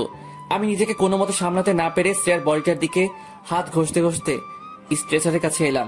এতক্ষণ অনেক কষ্ট পাচ্ছিলাম, তবে শ্রেয়ার একটু কাছে আসতেই কেমন জানি আলাদা একটা শান্তি পেলাম। আমি এবার মাথাটা তুলে ওর ভাইয়ার দিকে তাকিয়ে, ভাইয়া। ওর ভাইয়া আমাকে দেখা মাত্রই দেখে আমার বুকে একটা লাথি মেরে কাঁদতে কাঁদতে বলল, দেখ, তোর জন্য আমার বোন আজ মৃত্যুসজ্জায় সজ্জিত। শান্তি তো এবার। আমি হাউমাউ করে কান্না করতে করতে ভাইয়ার দুটো পা ধরে, ভাইয়া আমি অপরাধী, আমি জানি আমি অনেক বড় ভুল করেছি, যে আমি কোনোদিন ক্ষমার প্রাপ্য না। আমি শুধু একবার শ্রেয়াকে দেখতে চাই। প্লিজ ভাইয়া না করবেন না, প্লিজ প্লিজ ভাইয়া না করবেন না। শ্রেয়ার ভাইয়া চোখ মুছতে মুছতে আমার সামনে থেকে চলে গেল পা ছাড়িয়ে। সাইডে বসে থাকা আমি মিতুর দিকে অসহায় চোখে তাকালাম আর হাত জোর করে, মিতু প্লিজ আমায় একটাবার তুলে ধরো। আমি শুধু একটাবার আমার ভালোবাসার মানুষটার মুখটা দেখতে চাই। মিতু ওর চোখ মুছে আমায় স্ট্রেচারের সামনে তুলে ধরলো। দেখলাম আমার পরিটা চাঁদ বুকে সাদা কাপড়। আমি কাপা কাপা হাত নিয়ে ওর মুখের উপর থেকে কাপড়টা সরালাম। মেয়েটার দুটো মায়াবী চোখ বন্ধ হয়ে গেছে। আমি ওর মুখের উপর আমার মুখটা নিয়ে গেলাম এবং পাগলের মতো হাসতে হাসতে, কি ম্যাডাম একাই ঘুমিয়ে গেলে আমায় ছেড়ে?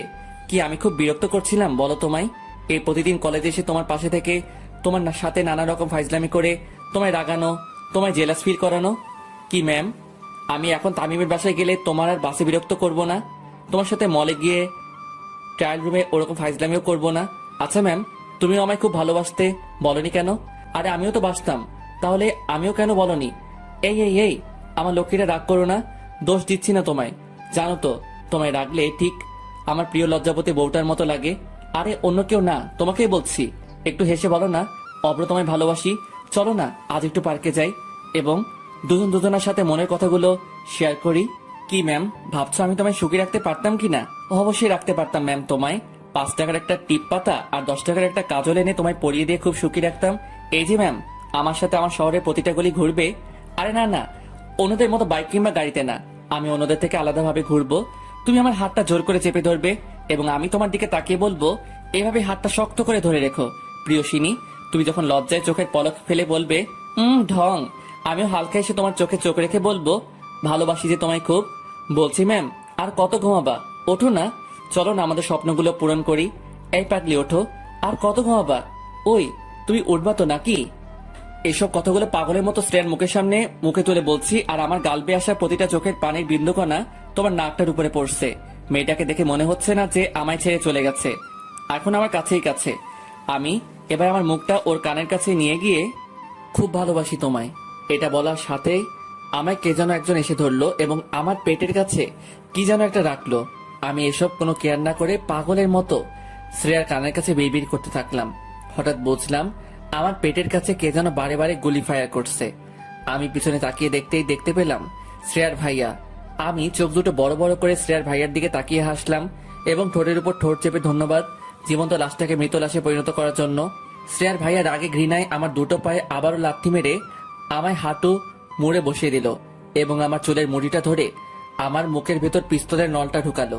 আমি চারদিকে তাকিয়ে দেখলাম প্রচুর মানুষ আমাদেরকে দেখছে, তবে আমায় আটকালেও আমি আজ নিজেকে আটকাতে দেব না।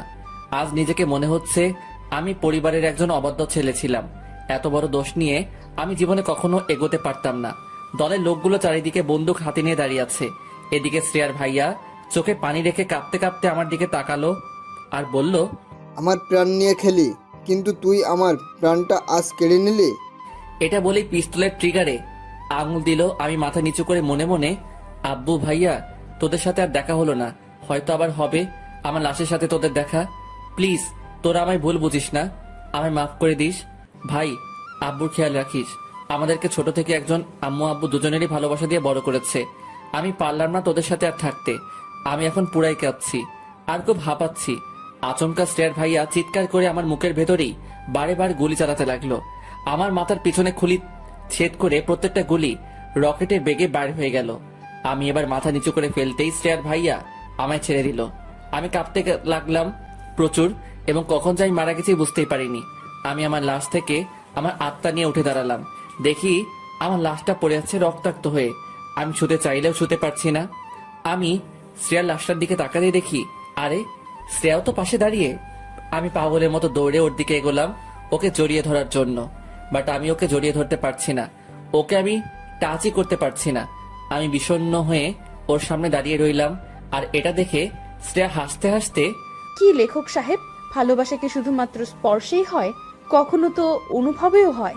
কত গল্পে ভালোবাসা স্পর্শে প্রকাশ করবেন, অন্তত এই গল্পে তোমার আমার ভালোবাসা অনুভবেই থাকুক। আমি মাথা তুলে শ্রেয়ার মায়াবী মুখটার দিকে তাকালাম আর হেসে, হ্যাঁ প্রিয়সিনী, স্পর্শে ভালোবাসা তো সকলে ভালোবাসতে পারে। আমরা না হয় অনুভবেই বাসি। আকাশ তো একটাই, তাকে তো স্পর্শ করতে পারি না।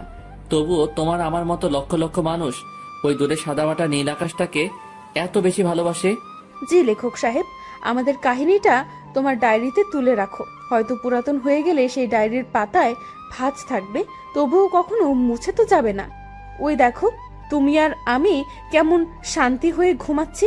চলো, এই ঘুমের মধ্যেই আমরা আমাদের স্বপ্নগুলো পূরণ করে আসি। আচ্ছা চলো।